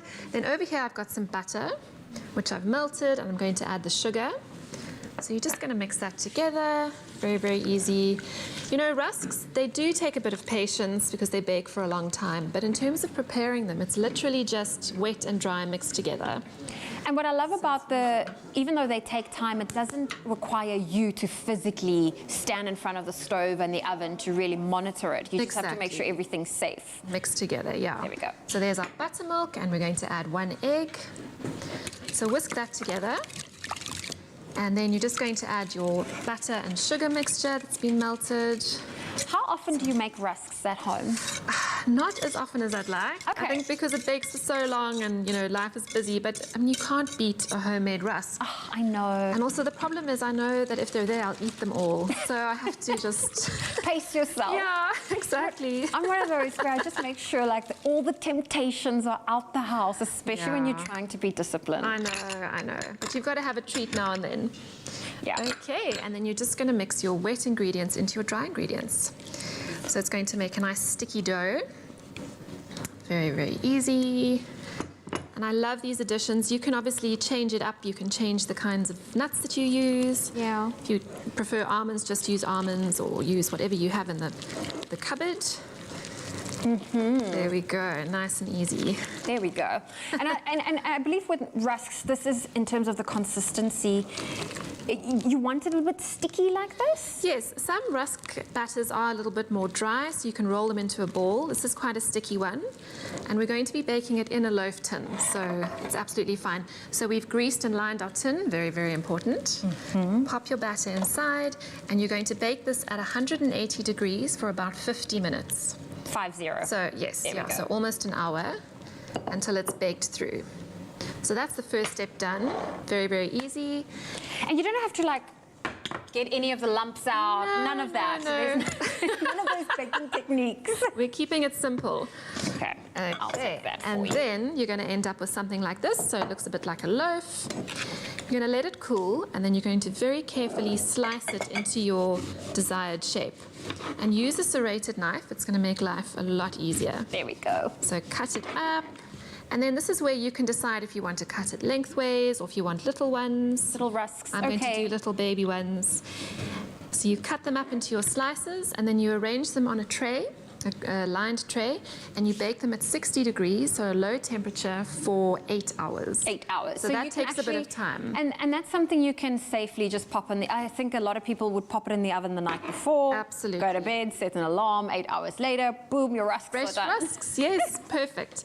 And it's as simple as that. Oh, well, I'm loving this. I do need to try one with my coffee. Yes. But this is amazing. Our seeded buttermilk rusks that Teresa showed us how to make. Of course, this is something you can make at home as well. We've got the ingredients and the steps to the recipe. It is available on our website, expressoshow.com. Enjoy. Delicious.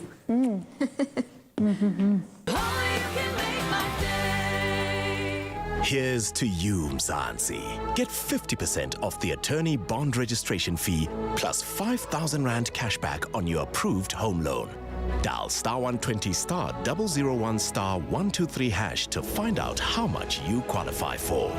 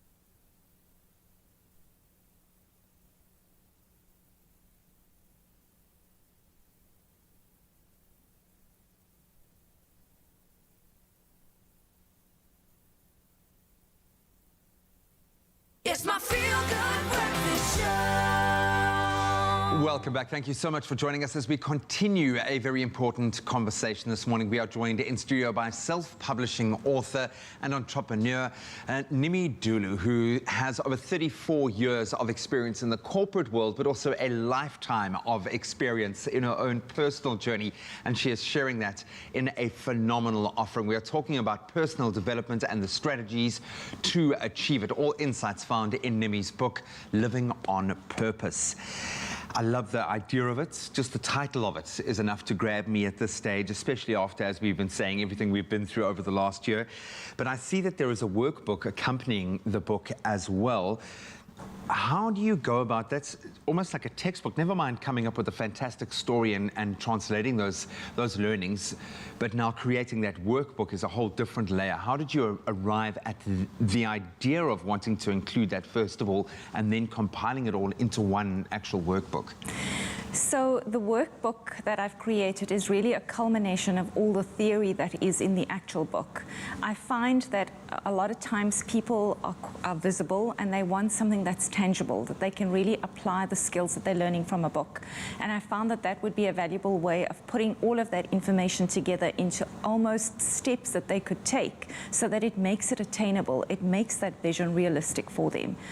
So it's the design phase of having brought all my ideas together, but it's also the thought process of all the things that I myself have been through. So nothing in that workbook is anything that I haven't myself tried and applied. Yes. I absolutely love that, and something that a person can go back to, and they can apply their own personal narrative to the lessons learned. Absolutely. You talk about self-mastery. Is it obtainable? Is it a journey? Is it the destination that we are going to? How would you define self-mastery? So for me, self-mastery is really around acquiring the skills, the capabilities, as well as the mindset to really embrace this very changing landscape that we live in, because it is an aggressively changing world. But whether or not we can ever achieve or attain self-mastery is questionable, because we are evolving human beings. We're constantly transcending, we're constantly transforming. So unless we recognize that, you know, self-mastery is an ongoing process, because it's constant development and constant yearning for more, for better, to acquire more skills and capabilities. Maybe it becomes living in that moment, mastering oneself, or being in control of those facets. So what are the various facets that one needs to focus on when trying to move towards self-mastery? So there are a number of facets, Graham, and in the book I cover, you know, the opportunity to really become a change activist. Because unless you're a change activist, you're not fully present in your life, and you're not fully embracing how life is changing and going with that flow, because then you remain standing on the same point and you can't move forward. So it's really around how to become a change activist and how to use that skill to master yourself, to master your capabilities. But it's also about understanding relationships and which relationships take away value from your life and which relationships bring value to your life, because those are the cornerstones that impact your future and your vision for your life. It's also about your effectiveness and your own personal effectiveness, and how effective you are at running your life, at managing your life, at organizing your life. So there's a combination of factors. Self-mastery is not one component of your life. It's about a number of elements that you put together, and then you bring balance to your life because you're good at mastering all of that. It's creating little pockets of excellence in everything you do. Success. I would imagine within the corporate framework, you would feel like you've achieved success looking at your track record. But when we look at life, maybe success is defined differently. What does success mean to you? Surely it's different for every person. Absolutely, it is different for everyone, and success is not the experience of singularity, so it's not one particular aspect of your life. It's a combination of all of the efforts. It's enhancement in every area of your life. So it doesn't help that I'm a great professional, but I'm really bad and poor at managing my relationships. So it's about how do I create success in elements of my life that define who I am and that make me an effective human being, not just an effective professional. I love that. And have those pockets of excellence. I'm going to carry that with me for the rest of the day, and I'm going to steal a couple of these as well. Thank you so much for sharing this beautiful vision with us. I look forward to bringing you back on for the next few iterations of this thought process and this journey that you clearly are really embracing and enjoying as well. Absolutely. So continue to revel in it. You've earned the right now that you have released this amazing book. So enjoy that for just a moment before you get on to the next one. But it really has been wonderful to connect with you this morning. Thank you so much. So much. And, it's great to be here. We want to inspire you to hopefully start on this journey of purpose yourself. And in that effort, we are going to be giving away a copy of Nimi's book. If you have been inspired, all we want you to do is answer this question: what practices have helped you achieve personal growth? And you can share your answer on Expresso's Facebook page, and you can find all the terms and conditions on expressoshow.com. The competition closes tomorrow at midday. That's 12 o'clock, so please get on it. Nimi, thank you so much. What a Thank you. pleasure. Thanks very much. Well, we are back in the beauty room, and W Beauty is fast becoming a front runner in the skincare and the makeup industry. And earlier we applied the Longwear Max Cover Foundation and the 3-in-1 mascara. Bernice spoke us through those products. Now it's time for the third icon. I'm talking about the W Beauty Hydro Lipstick. And Knox, I love this because it's locally made, it's vegan friendly, 100%. It's responsibly sourced, uses raw materials. Now, you just said you love it. I love it. What is it about it that you love? I just think it really speaks to the name, even the hydro, and it speaks to that moisture that you're going to get in your lips, but also the pops of color are absolutely incredible. I'm someone who loves to play with color, so I find that this range really does speak to me. Because I'm on the move, I have different looks I need to do in the day. This is kind of my secret weapon. Okay, so let's take a look. Bernice, you've got one of the colors over there that we used this morning, and this is one of, I love that it's hydrating your lips. So often lipstick dries out, especially wearing masks. I feel like that's also now like your lips get a bit chapped. Absolutely, absolutely. I mean, Bernice, from a makeup artist perspective, like, what is really the benefits you're seeing with this range? What I really like about this lipstick is that, from an artist perspective, it comes in 30 highly pigmented shades, which is amazing for a makeup artist because obviously I've got so many options to choose from. It's like hyperpigmented. It is like full coverage, which is amazing because at the end of the day, I don't want to have 5 layers of lipstick just to create that like bold look. And like Zoe and yourself, you said, like, it's also nice and moisturizing. It's got coconut oil in it, it's got vitamin C and E in it. So yeah, at the end of the day, so for instance, like we went for a bold look, sometimes it kind of emphasizes on the dryness of your lips, and you don't want that. No, you don't. Yeah, I mean, I'm someone who loves a dewy look, right? And there are people who love a matte look. Do you find that this range then would work better for a dewy look or a matte look or a combination? I think because it's got the aspect of the moisturizing, the oils and the vitamins in it, I would say dewy look. Definitely. But if you are more of a matte person, what I love about these like creamy lipsticks, the hydrating ones, is also when you apply it, I love the color. You just take a tissue and you dab away that extra moisture and that pigment stays behind, which is also good. Well, ladies, I love, and I can talk makeup with you two all day long. Now, this iconic look to start off the week, we only use 3 W Beauty items. Now you can shop all 3 of these at Woolworths. You can do so in-store, online, and on the app.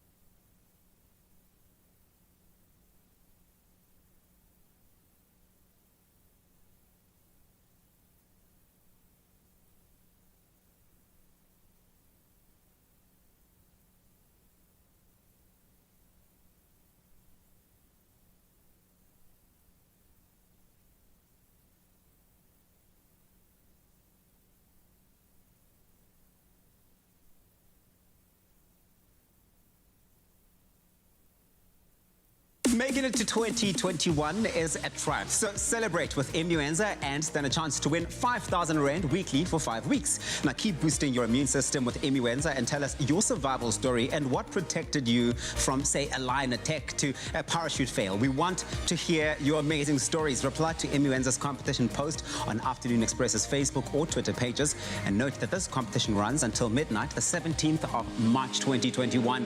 T's and C's can be found on afternoonexpress.co.za. It's my feel-good breakfast show.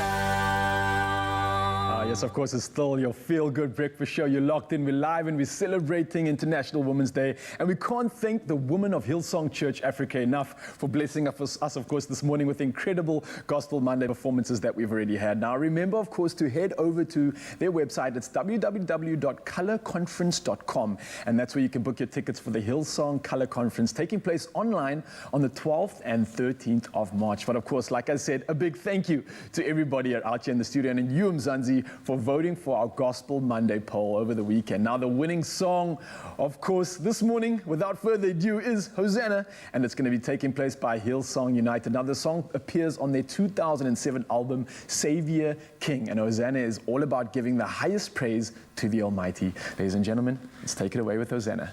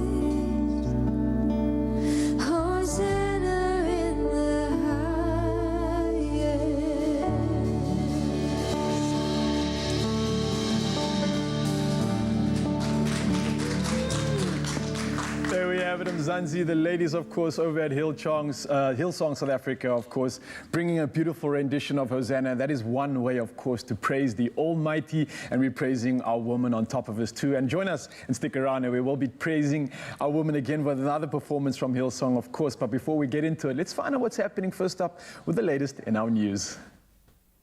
Well, we're going to start off with national news and some sad news at that. Peter Matlare, former Chief Executive Officer at the SABC, has died after a battle with COVID-19, his family confirmed on Sunday. To quote, they say Peter was a consummate professional who made an immense contribution to business in South Africa and across the African continent.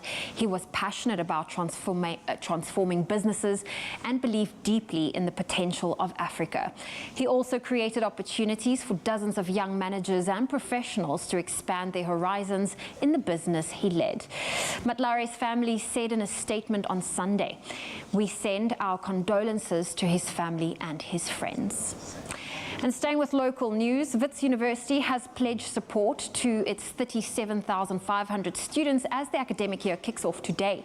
Some 27,000 Wits students received some form of financial aid. University spokesperson Shirona Patel says the institution has made a 10 million rand COVID-19 relief fund available for registration, as well as other resources. Meanwhile, UWC says students who registered for the 2021 academic year can apply for payment plans to cover their registration. UWC spokesperson Gasand Abarda says they have received 110,000 first-year applications but can only accept 4,500 students. And police have warned members of the public not to buy illegal COVID-19 vaccines. This follows after 4 suspects were arrested after more than 2,000 doses of a fake vaccine were found during a raid on a warehouse in Germiston on the East Rand. Police spokesperson Brenda Muridili stressed that no approved COVID-19 vaccines are currently offered for sale online or in any other way to the public. Muridili says police are continuing to investigate into syndicates trying to enrich themselves by smuggling and distributing illegal and unregistered drugs and vaccines. We now move to news abroad, where Mozambique has announced that its schools would reopen today. President Filipe Nyusi says the risk of coronavirus transmission in the country was low at present and that this applied all levels of education. Teachers said they backed the move to reopen schools. They added that with so many problems regarding access to technology, it was a necessary risk that had to be taken, considering schools had been closed in some instances for an entire year. And Pope Francis, on his 3rd day of his historic visit to Iraq, yesterday visited parts that were held by Islamic State IS militants. Now, Christians were targeted by the IS when they seized these parts in 2014. The Pope prayed among ruined churches in Mosul, a former IS stronghold, before meeting Christians in Karakush. He then celebrated Mass in Erbil, where some 10,000 attendees welcomed him. A cross erected on Church Square in Erbil in honor of his visit was crafted from wooden chairs rescued from churches across the region. And now news of the Olympic torch to be carried by a 118-year-old. Many world records have set and broken since the Olympic Games' modern inception in 1896. Now in 2021, another one is set to be battered. On International Women's Day comes the news from Japan that a 118-year-old woman will be establishing a record as the oldest Olympic torchbearer. Kane Tanaka, certified by the Guinness Book of World Records as the world's oldest living person, will carry the torch as it passes through Shime in her hometown of Fukuoka. For most of the distance, Tanaka will be pushed in a wheelchair by her family. However, the centenarian is determined to walk the final few steps as she passes the torch to the next runner. Tanaka, who was born in 1903, is almost as old as the modern Olympic Games, counting both the summer and winter editions of the Games. This year's Olympics will be the 49th of her lifetime. Tanaka is extremely chuffed that she has reached the age of 118 and that she can still maintain an active lifestyle. To quote Tanaka, she says, "I wish other people to see that and feel inspired and and not to think age is a barrier. And that's where we leave your morning headlines. Let's take a final look at your sport.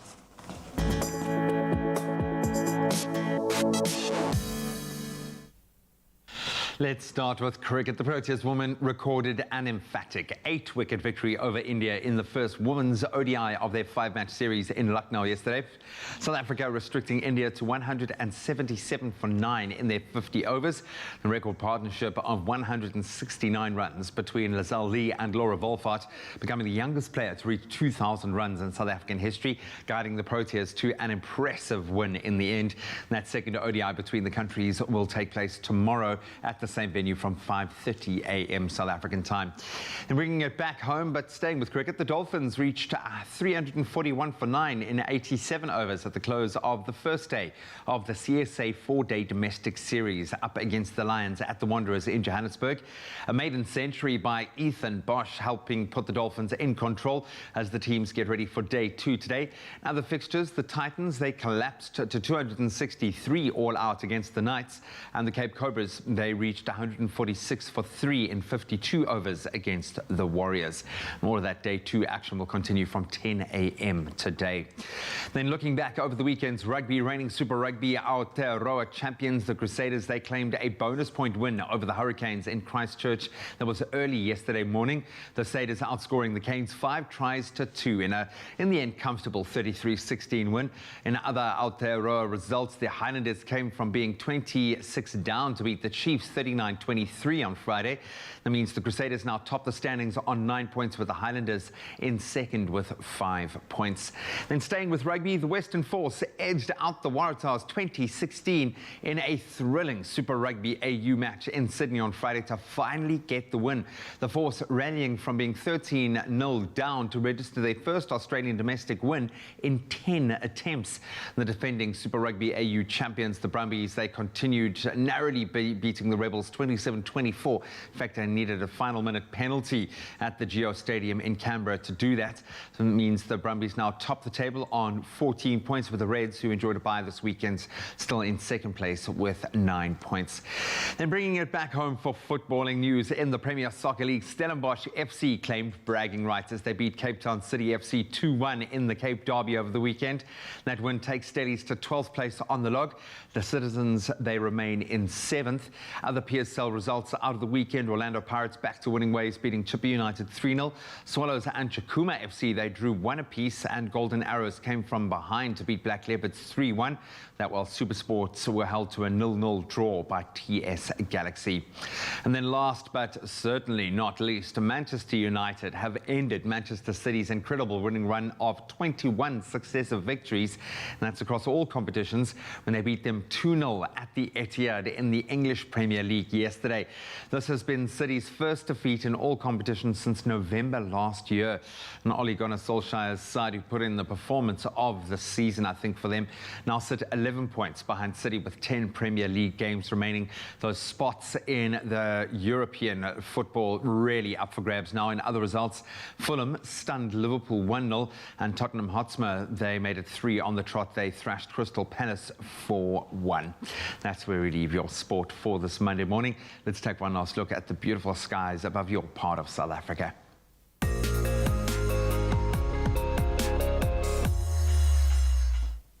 And we want to say thank you to all of our viewers that have taken the time to share their sunrise photos with us.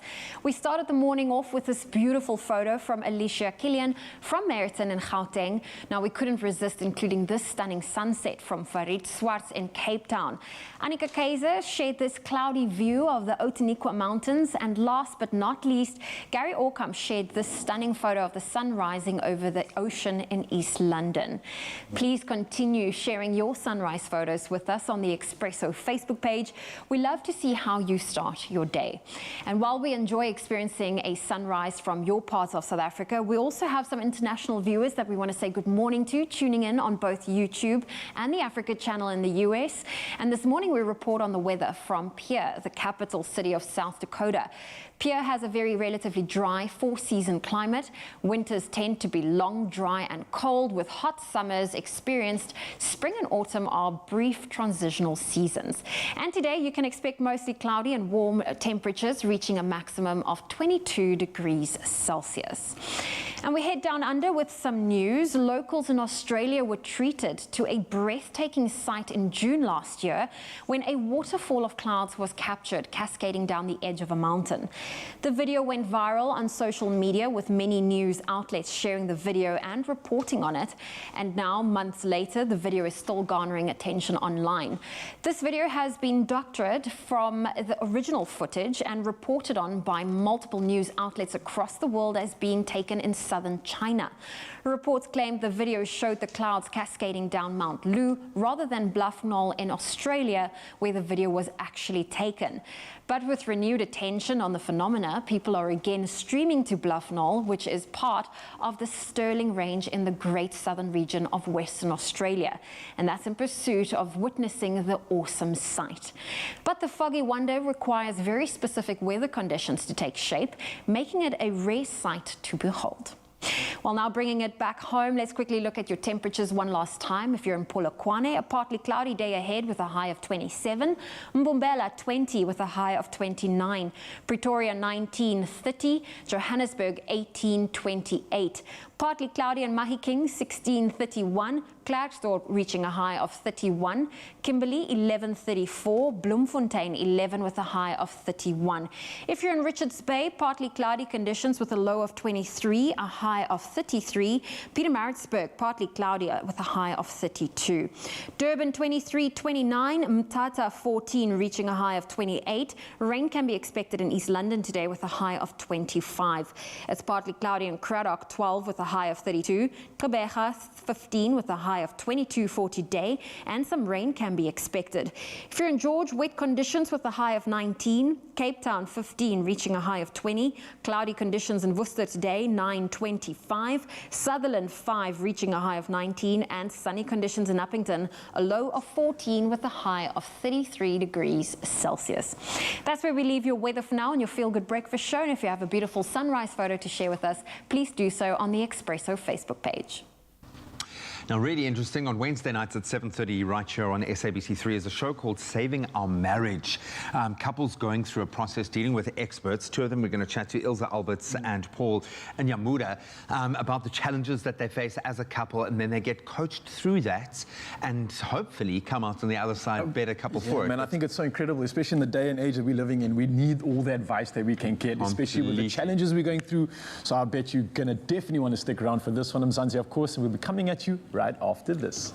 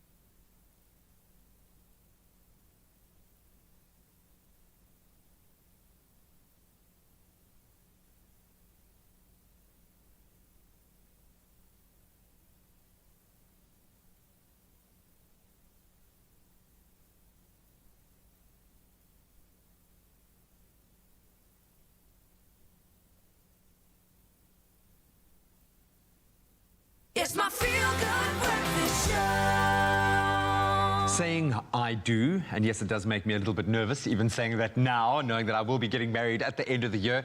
When you say those magical words at the altar, it means a lifelong commitment to ensuring that your spouse feels secure, that they feel heard, and most importantly, probably loved in your partnership, even when the going gets tough. Now, the marriage coaching program that has dedicated itself to helping couples who want to breathe new life into their unions, called Saving Our Marriage, has been back on our screens in its second season now, and we are being joined by the show's experts, Ilse Alberts and Paul Nyambuda, to learn more about their roles and the sage advice that they give to the couples that take part. Very good morning, guys. How are you? Good morning, and you're really great.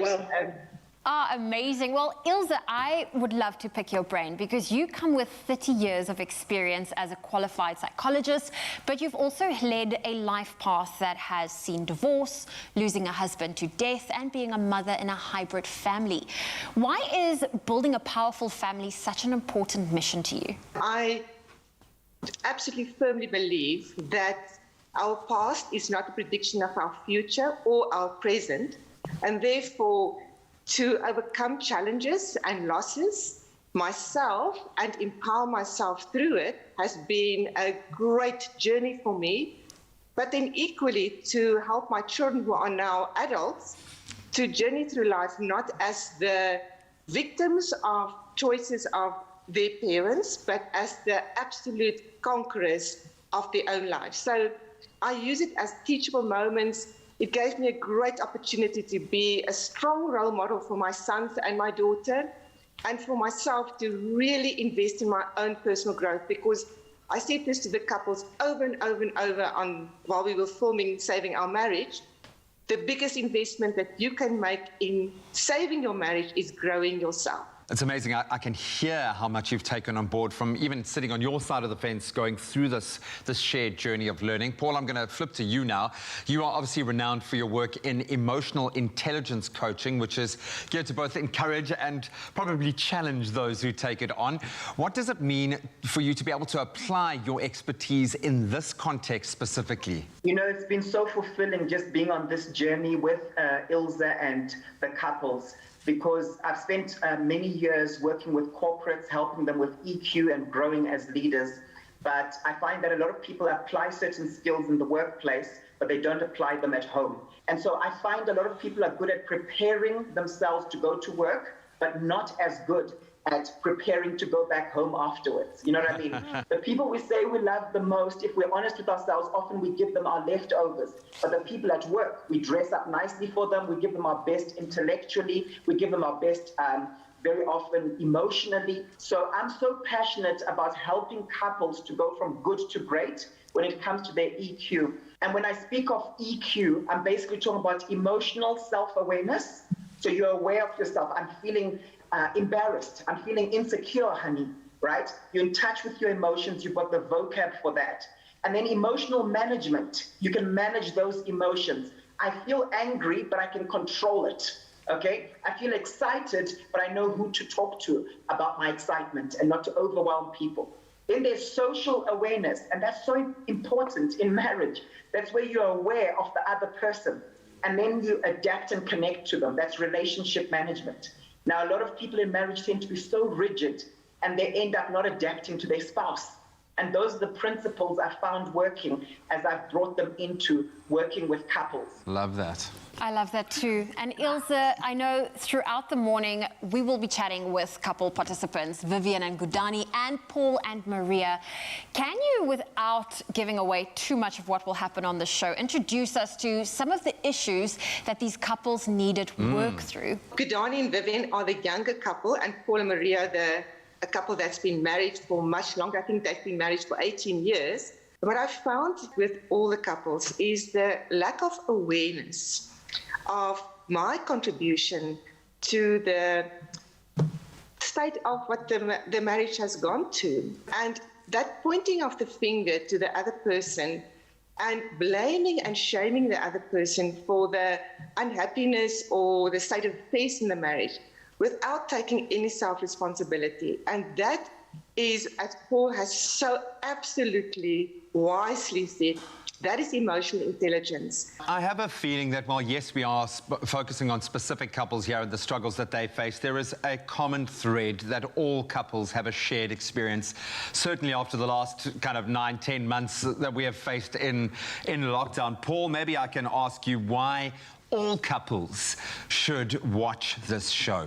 Yeah, I'm glad you're asking this question. This is so true. You know, although the show is called Saving Our Marriage, you know, it really applies to anyone and everyone. I mean, my kids watch the show with us, you know, simply because everyone needs these tools. You don't have to wait until your marriage is in a crisis where there are lots of wounds, a lot of pain that you've caused each other. You can actually enrich your marriage from the get-go, even while it's going well. I've got to thank you both for giving us such amazing advice. Even in this small snapshot, you have converted me. I will be watching the show.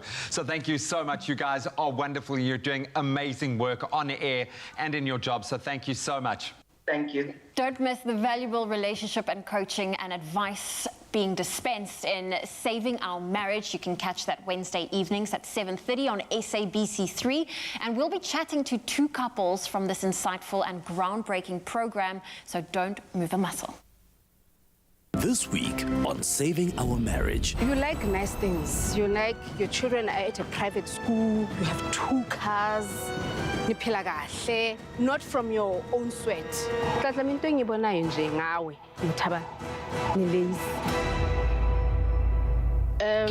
Money comes easily to me. That concerns me. Saving Our Marriage, Wednesdays at 7:30 p.m. only on SABC3. Now, I can actually speak from experience, yeah? I think in the lead up to marriage, a lot of people tend to focus on pulling off the perfect wedding, and it is important. You want that beautiful day. But I think much more work actually needs to be put into making sure you are ready to commit the rest of your lives to each other. And that's precisely why Vivian and Godani, a couple who got engaged during lockdown, interesting times, are participants in the marriage coaching program called Saving Our Marriage. And they're joining us right now via video call to share more about their relationship and their experience on the show. Good morning, guys. How are you doing? Morning. We're good. How are you guys? We cannot complain. I mean, Vivian, I'm going to jump straight in here. I mean, you are participating in the program because you want to build your communication skills, you know, before going into marriage. What were, if you don't mind, highlighting some of the communication issues or problems the 2 of you were experiencing beforehand? Gudani and I feel like we weren't fighting fairly. It's like we weren't hearing each other. There were too many disagreements, too many differences. I feel like he was fighting too much for what he believed in or felt was right, same as with me, where it's like we probably weren't reaching the compromises that we needed to reach in order for there to be less conflict. Godani, I'm going to flip it over to you now, because it's one thing to want to delve into this, another thing doing it on TV. What prompted the decision to sign yourselves in to take part in Saving Our Marriage, and how does it feel opening up your relationship for the whole of South Africa to see? Well, the initial decision for us to actually join the show was similar to a very spontaneous one. I think that at the time where the opportunity presented itself, it was just a good opportunity for us to like maybe try and see if we had, you know, issues that maybe we didn't deal with issues at the time. And then obviously during the whole process, you know, we discovered that like a lot of the problems that we had that we never thought were problems, you know, were actually big red flags and things like that. And having our dirty laundry aired on national television, it's quite an experience. It is quite an experience. It is, especially when you're watching, you know, yourself on the telly and you're watching yourself talk about, you know, things that you intimately are aware of. It's a whole different experience, Very brave. Very, very brave, ma'am. And it's almost like an accountability journal like that you're keeping for yourselves, because you can always go back and rewatch this. But Vivian, what I want to know from you is, what were some of the most surprising things you learned about each other during this process? Well, for one, this guy here says that he learned that there was a whole wardrobe for this show, and I'm just like, dude, the wardrobe's always been there, which I find hilarious. And surprisingly, just to see that we could grow the way that we did, I feel like I never imagined that we would get to a point where we agree on things. And these are the surprises you want to iron out before going into your marriage. Do it now.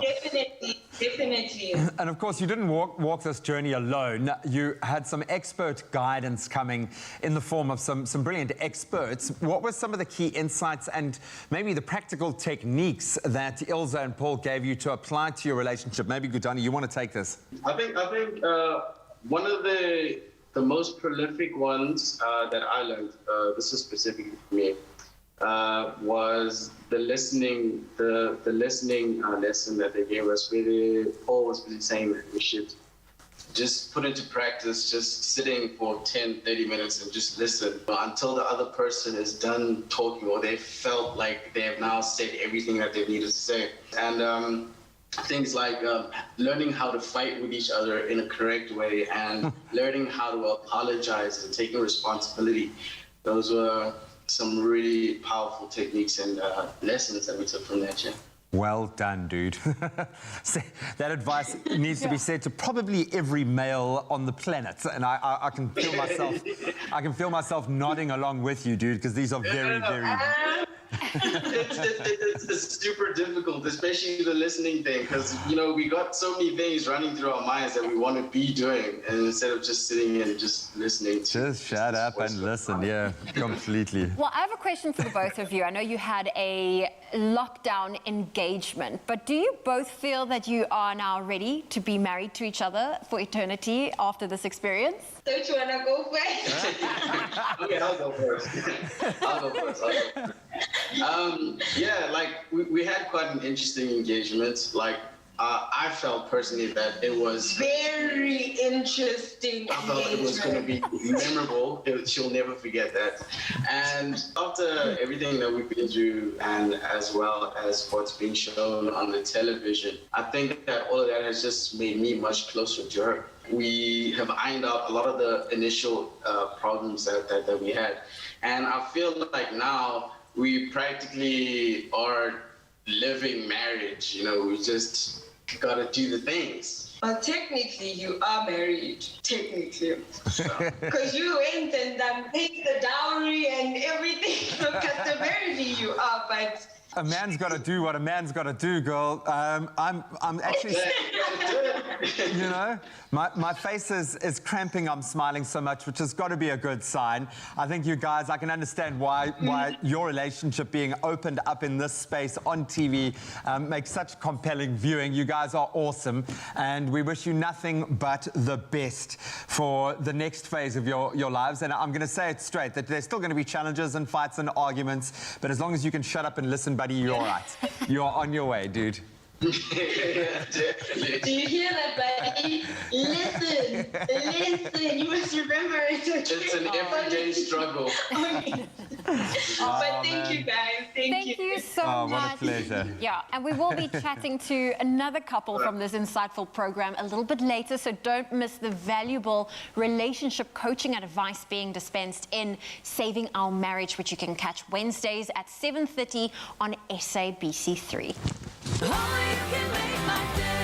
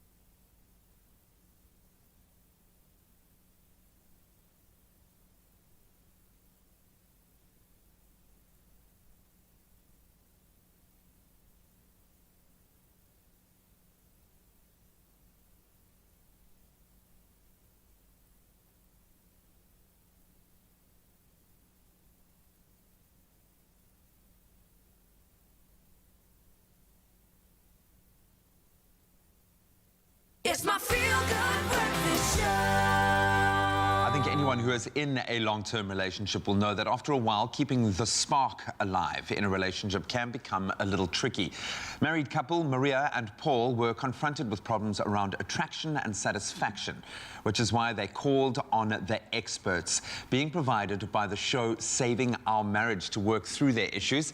And they're now joining us via video call to share more about their relationship and their experience on the show. Guys, a very good morning to you. Thank you so much for locking in and joining us this morning. Hi, happy to see you. Maria, I'm going to start with you. Now, you were, as I understand it, you were both unemployed during the shooting of the show, something I can certainly relate to. I was off air for months over that hard lockdown period. Both of you were feeling unhappy in general with each other, which was your motivation for going onto the show. Can you tell us a bit more about the impact that this had on your relationship at the time? So I wasn't completely unemployed because I was doing work for him for his maintenance company. And I think that's where a lot of the stress came in, because I was having to organize, I was having to run everything. So we were fighting the whole time about work, morning till night. It never stopped. So that was like extremely stressful. And thank goodness now we've stopped that. So happiness. I mean, there were so many related challenges just going through that lockdown period, never mind real life happening while that was all going on. Paul, what then prompted you guys to take the decision to sign yourselves up to take part in Saving Our Marriage? And what does it feel like opening up your relationship for now, the whole country, literally, to see and be a part of? Well, okay, you know, taking that step is like, well, it's not the easiest thing to do, to admit, first of all, that you've got problems. And, you know, but once you can actually acknowledge that you've got a problem and that you can look for help, it makes things so much better. Going through Saving Our Marriage was a very tough, eye-opening experience. But at the end of the day, I really feel it's actually worth it for anybody to follow a lot of these steps that we learned during the show. I think that's the whole motivation of the show, is to show that we're all so similar, we're all going through similar challenges. Maria, what were some of the most surprising things that you learned about each other during this process? I'm sure it was, as Paul said, a real eye-opener. Sure, I was quite harsh from my side. I watched the show on TV and I was like, wow, I'm actually quite mean, and I'm actually not. I'm actually quite a softie. And then I was looking at myself and I was like angry the whole time. And I was like, you COVID, this is your fault. But yeah, that was quite an eye-opener. And yeah, I'm working on that for sure. Yeah, it's amazing how a relationship can teach you as much about yourself as it can about your partner. Obviously, you had some experts in your corner going through this process. Paul, what were some of the key insights and maybe the practical techniques that Ilza and Paul gave you to apply in your relationship that have worked? Well, a couple of the tips that we learned, but I must admit that, you know, you quite often still forget to do it. You still have to really think about it. Okay, is think before you talk is definitely one of them. You know, you have to actually just stop sometimes and realize that what you're going to say is possibly going to hurt the other person if you say it that way. Also, learning how to argue properly without screaming and shouting at each other. You actually have to set up the rules of engagement yourself. You know, there's no law or prescribed way to do it.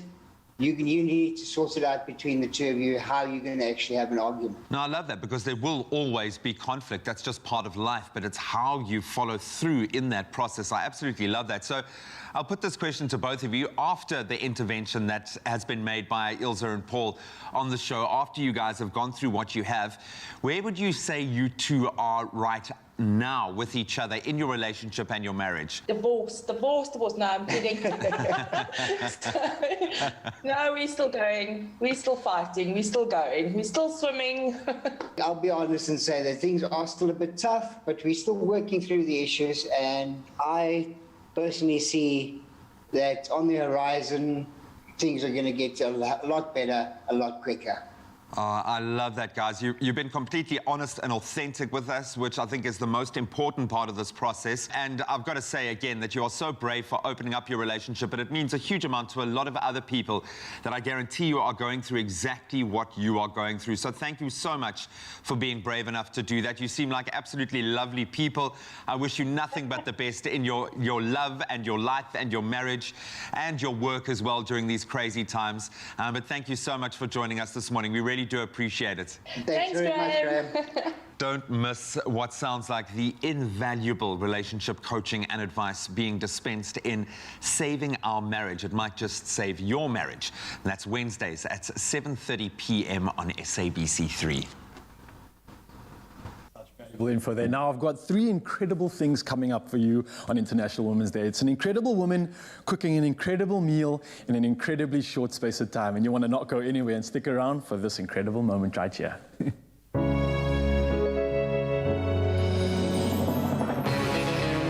With the creamy decadence of double cream bliss from Clover, yogurt has never been so irresistible. Made with love by Clover.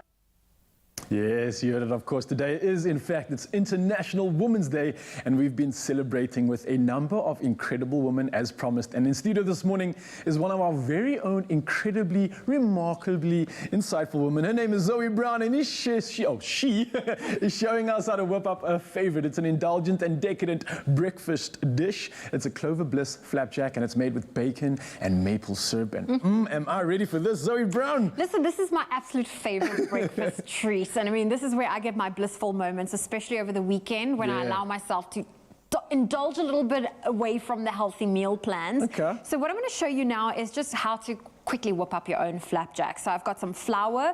We're going to add some sugar and a little bit of baking powder. So we've got our dry ingredients on the one side, and then of course our wet ingredients that we'll mix in. So I've got some eggs. I'm going to add some milk. And that egg is obviously going to bind it all together and keep it from running all over the show. There we it's go. going to make it flapjackable. That's right. And then of course our hero ingredient, which is our Clover Bliss double cream yogurt. There we go. And we're going to add a cup of that. And of course a source of 10 vitamins and minerals. Bring it on, add as much of it in as you can, because of course the double cream yogurt that is from Clover Bliss is a source of 10 vitamins, as mentioned, and it's packed with all the good stuff, and it's a perfect snack solution for those couch moments or for when you're about to indulge in a series or a movie. And of course we are getting straight to it. This will get you into all the fields when it comes to episode 1 of whatever it is that you're going to indulge in. But at the same time, although this is a perfect snack, Zoe, I've got to say that this has got a jam-packed amount of good energy in case we're doing a workout. And you and I are actually going to do something a little bit later on in the show too. We are going to do a little bit of a workout, and of course I'm just making sure I'm mixing everything properly, because you don't want lumps on your flapjack. Please, no. There we go. And I'm just going to mix our wet ingredients with our dry ingredients.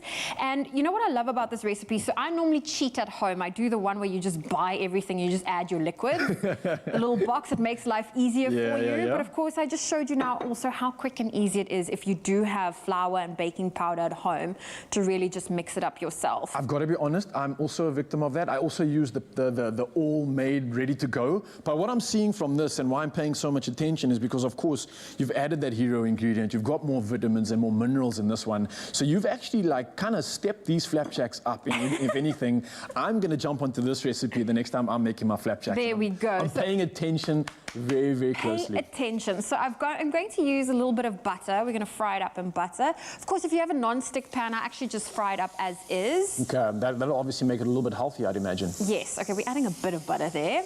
Bring it on. And then you simply just scoop it in. Wait for it to be brown. If you are making one for me, Zoe, you're going to have to make sure it's extra thick and extra big. I like my pancakes to be the size of a roti. Oh gosh. No, I keep it small. I keep it small and controlled. There we go. You just put little dollops in. Of course, my pan's really hot right now. Immediately getting these warm smells coming through there. It smells like the heartiness you get from a home-cooked breakfast. It's divine. How are we doing over there, Zoe? We're doing good. Okay, the pan's really, really hot, but okay.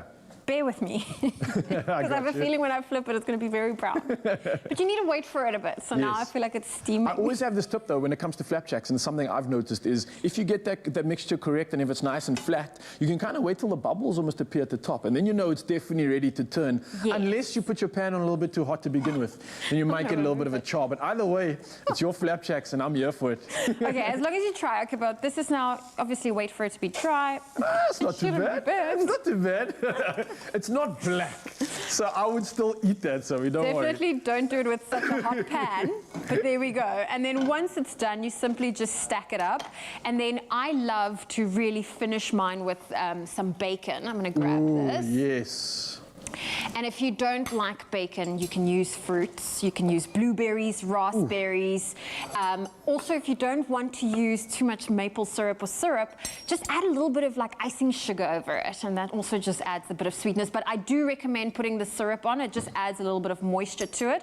But if you do want to, okay, I don't know if you want to try a piece. How can you just ask me if I want to try a piece after it smells and looks this good? Of course I do. But before I tuck into this, Mzansi, you need to remember that you can stand a chance to win one of 3 VIP experiences with Bliss. Now, all you got to do to enter is simply purchase any of your favorite Clover Bliss double cream yogurts and dial the number *120*809#, and then you just follow the prompt, and it's as simple as that. Now, there are also movie tickets to be won, so you can go on and enter, and of course, those T's and C's can be found on the clover.co.za website. And if you missed any of the steps to Zoe's decadent recipe, while I tuck into this, here's a quick recipe recap.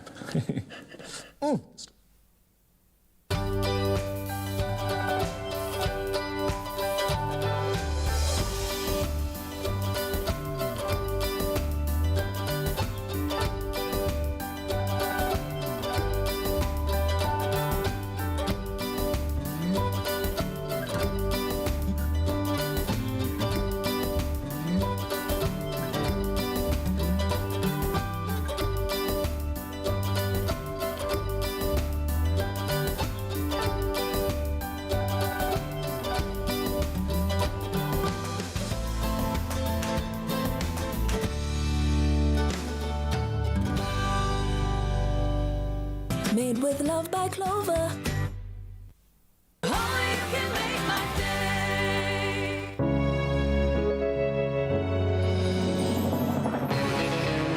With the creamy decadence of double cream bliss from Clover, yogurt has never been so irresistible. Made with love by Clover.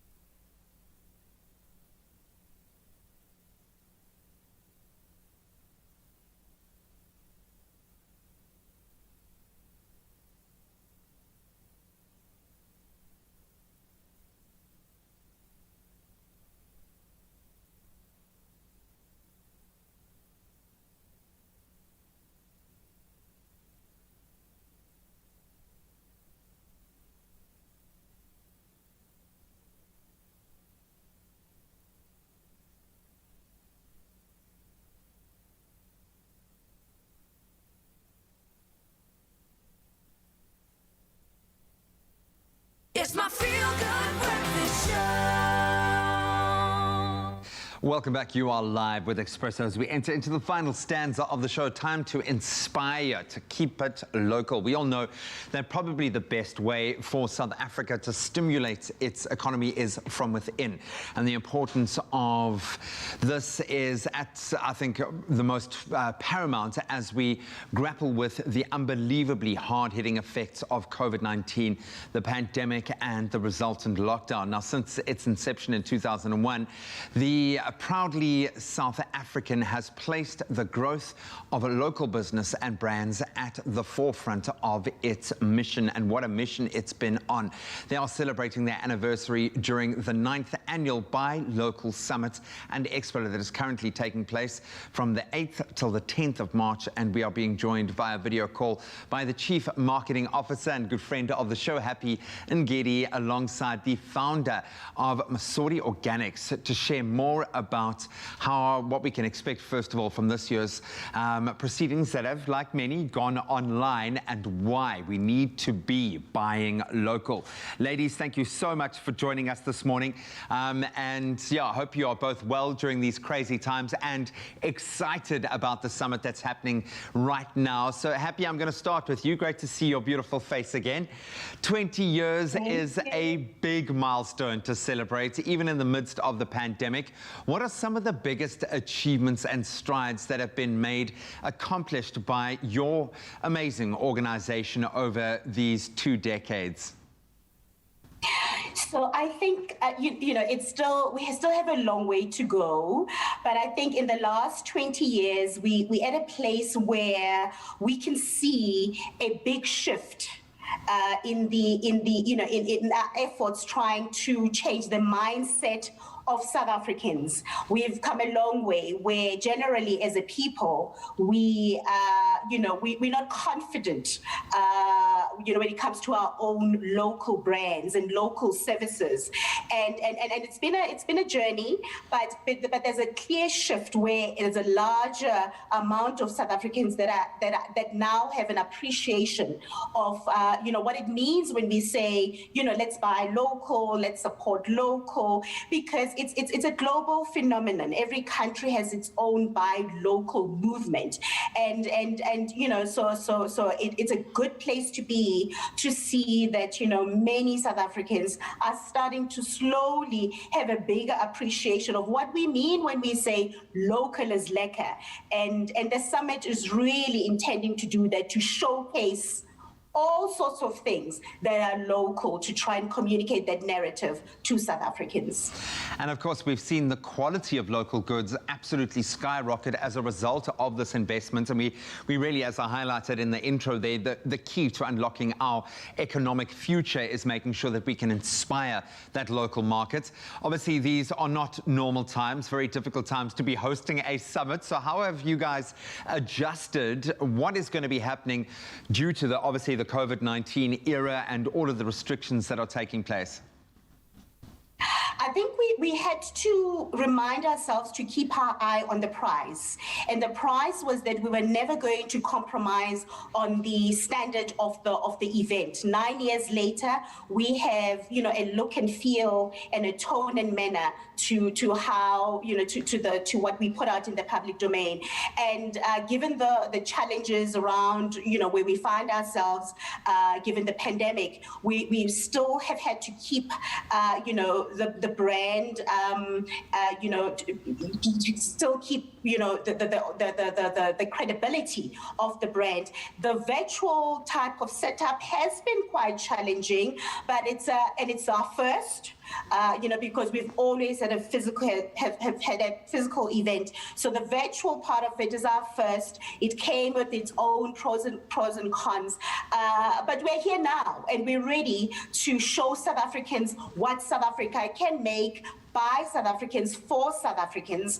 And we have a bumper, lovely program that is lifestyle driven. So there's a little bit of everything for everybody who's going to log on today. But before I get off that point is that, ordinarily we would have people walking to the Sandton Convention Center to come and attend the program, but it would be Gauteng based. But now, anybody sitting in the Western Cape, in Mpumalanga, in Limpopo, in Kunu, in KZN, anywhere in the country can log on to www.buylocalsummit.co.za and be part of this whole what we call a local movement, so to speak. I'm glad you used the word movement, because that's what we need, is that momentum. And yes, perhaps now we can connect to a far broader audience and market as well. Let's hone in on one of those brilliant South African offerings at the Expo. Liz, I'm going to bring you in now.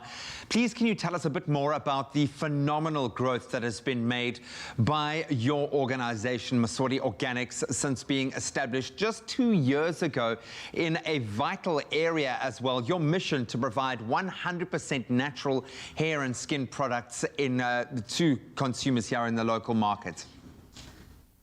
Yeah, I mean, I'm very excited for how far we've come over the past 2.5 years, and I think one of the very interesting things that have shocked me but also given me a huge sense of humility and gratitude is just the support that we've gotten, right, from the consumer, from Proudly SA, and from some of the people and organizations that we've managed to partner with over the past 2.5 years.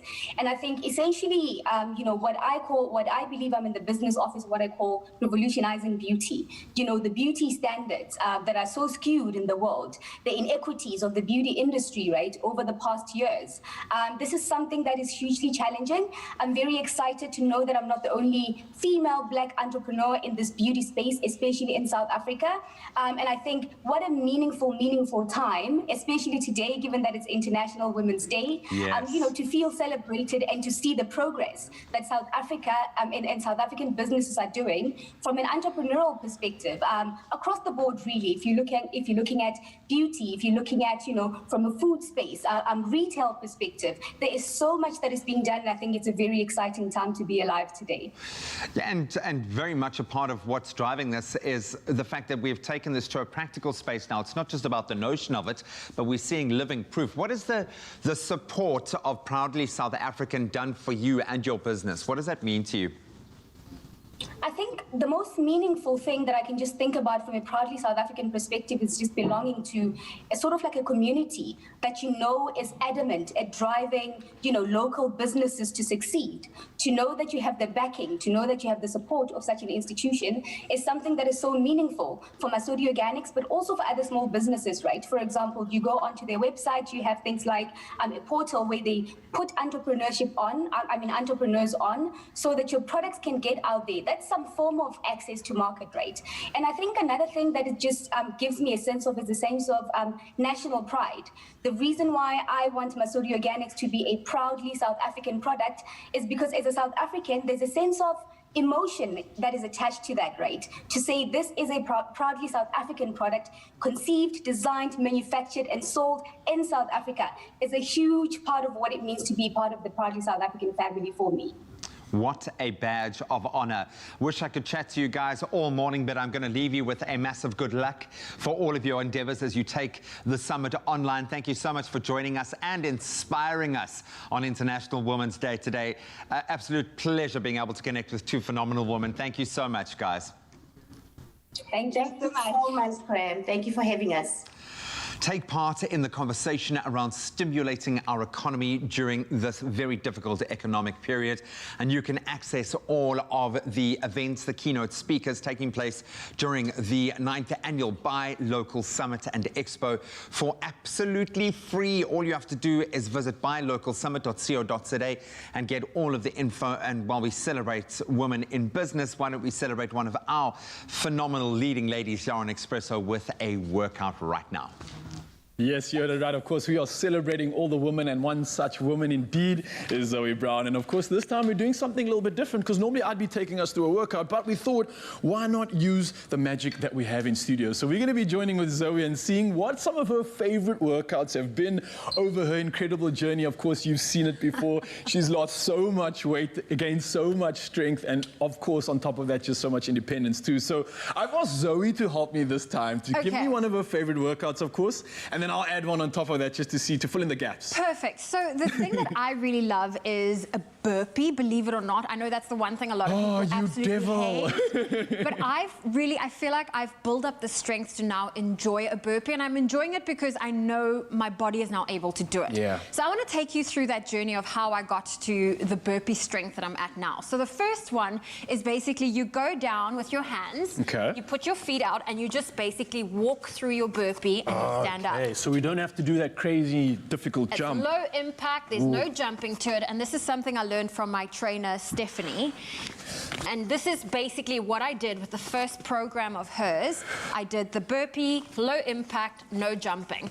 Now, of course, we want to get the heart rate up. Yeah. So what I'm going to do is I'm actually going to move this to the side because there's too much cushioning on this mat. Okay.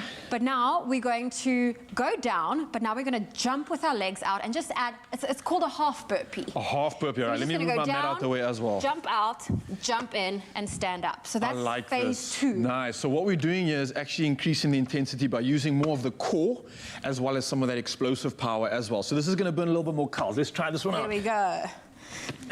All right. I'm feeling it, and I'm absolutely loving this concept as well, Zoe, because there are a lot of people that love the ability to be empowered and do the movements that we do on the show. So when you aren't able to maybe necessarily do a full burpee, these are brilliant step downs and options for you to work your way up towards. I'm loving this. So that was round 2, right? That was round 2, and now we do a full burpee, which is jumping down, in and up. In, and I'm jumping at the end, right? Yes. All right. So what's quite nice about her challenge is you have to put 30 seconds on a timer and see how many burpees you can do in those 30 seconds. My personal record is 17. I'm still trying to beat that. 17? Wow, that is impressive. There's some girls that can do 22 burpees in 30 seconds. The fact of the burpees is I absolutely love it. The fact that I'm feeling my shoulders, I'm feeling my upper body, the legs and everything is working, it makes it the perfect full body workout. So of course, you guys at home, no equipment is needed whatsoever, just a little bit of space. How many sets of these would you do in total? So she loves to work on a timer, so you can do a 30-second timer and you'll do it 3 to 4 times.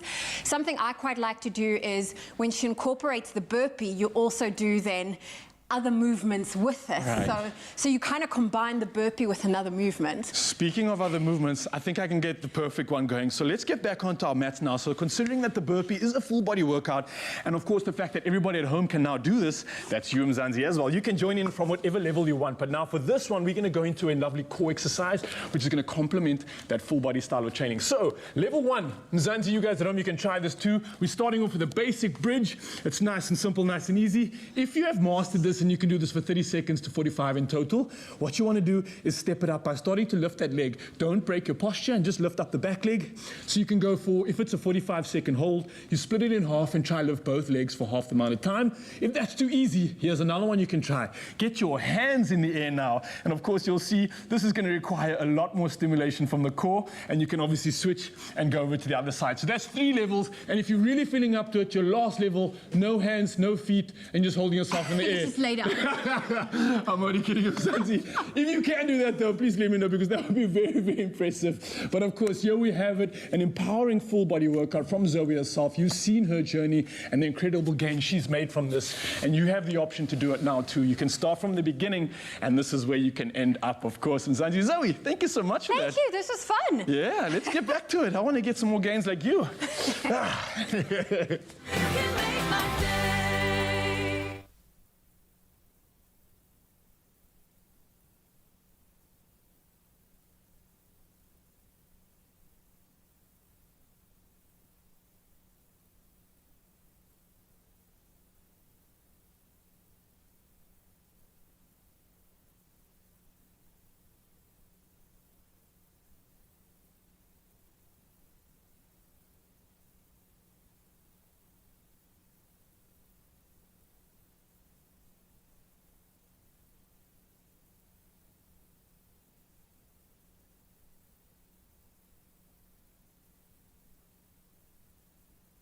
It's my feel-good breakfast show.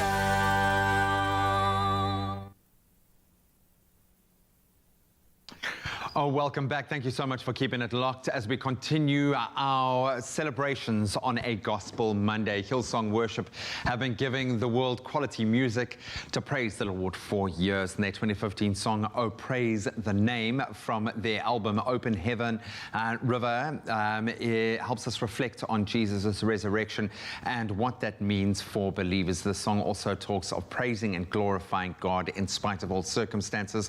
Please welcome the woman once again of Hillsong Church Africa with Oh Praise the Name. I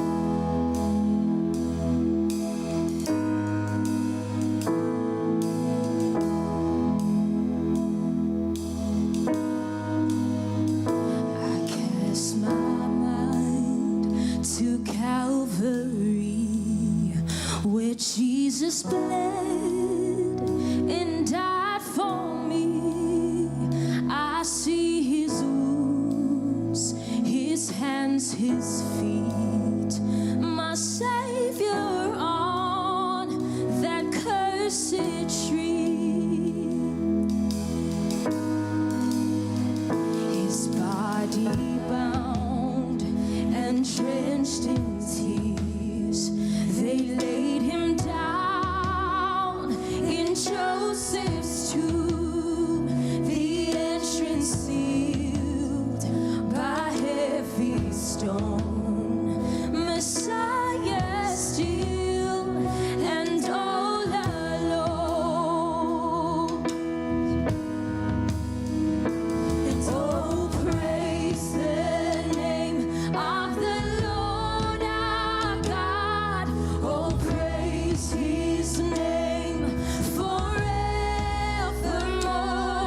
For endless days we will sing your praise. Oh Lord our God.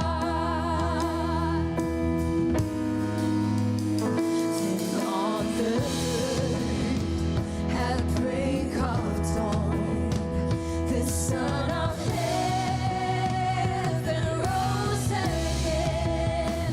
Oh, trample death, where is your sting? The angels roar for Christ the King.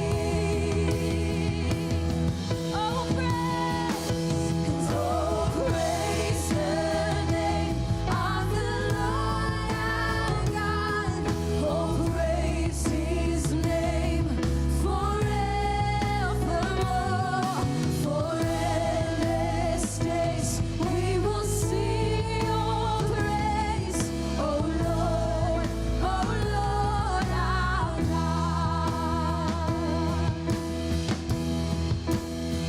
He shall return in robes of white. The blazing sun is gonna pierce the night, and I will rise. Make the most of glorious summer with your picnic favorites. Made with love by Clover. Another feel-good production.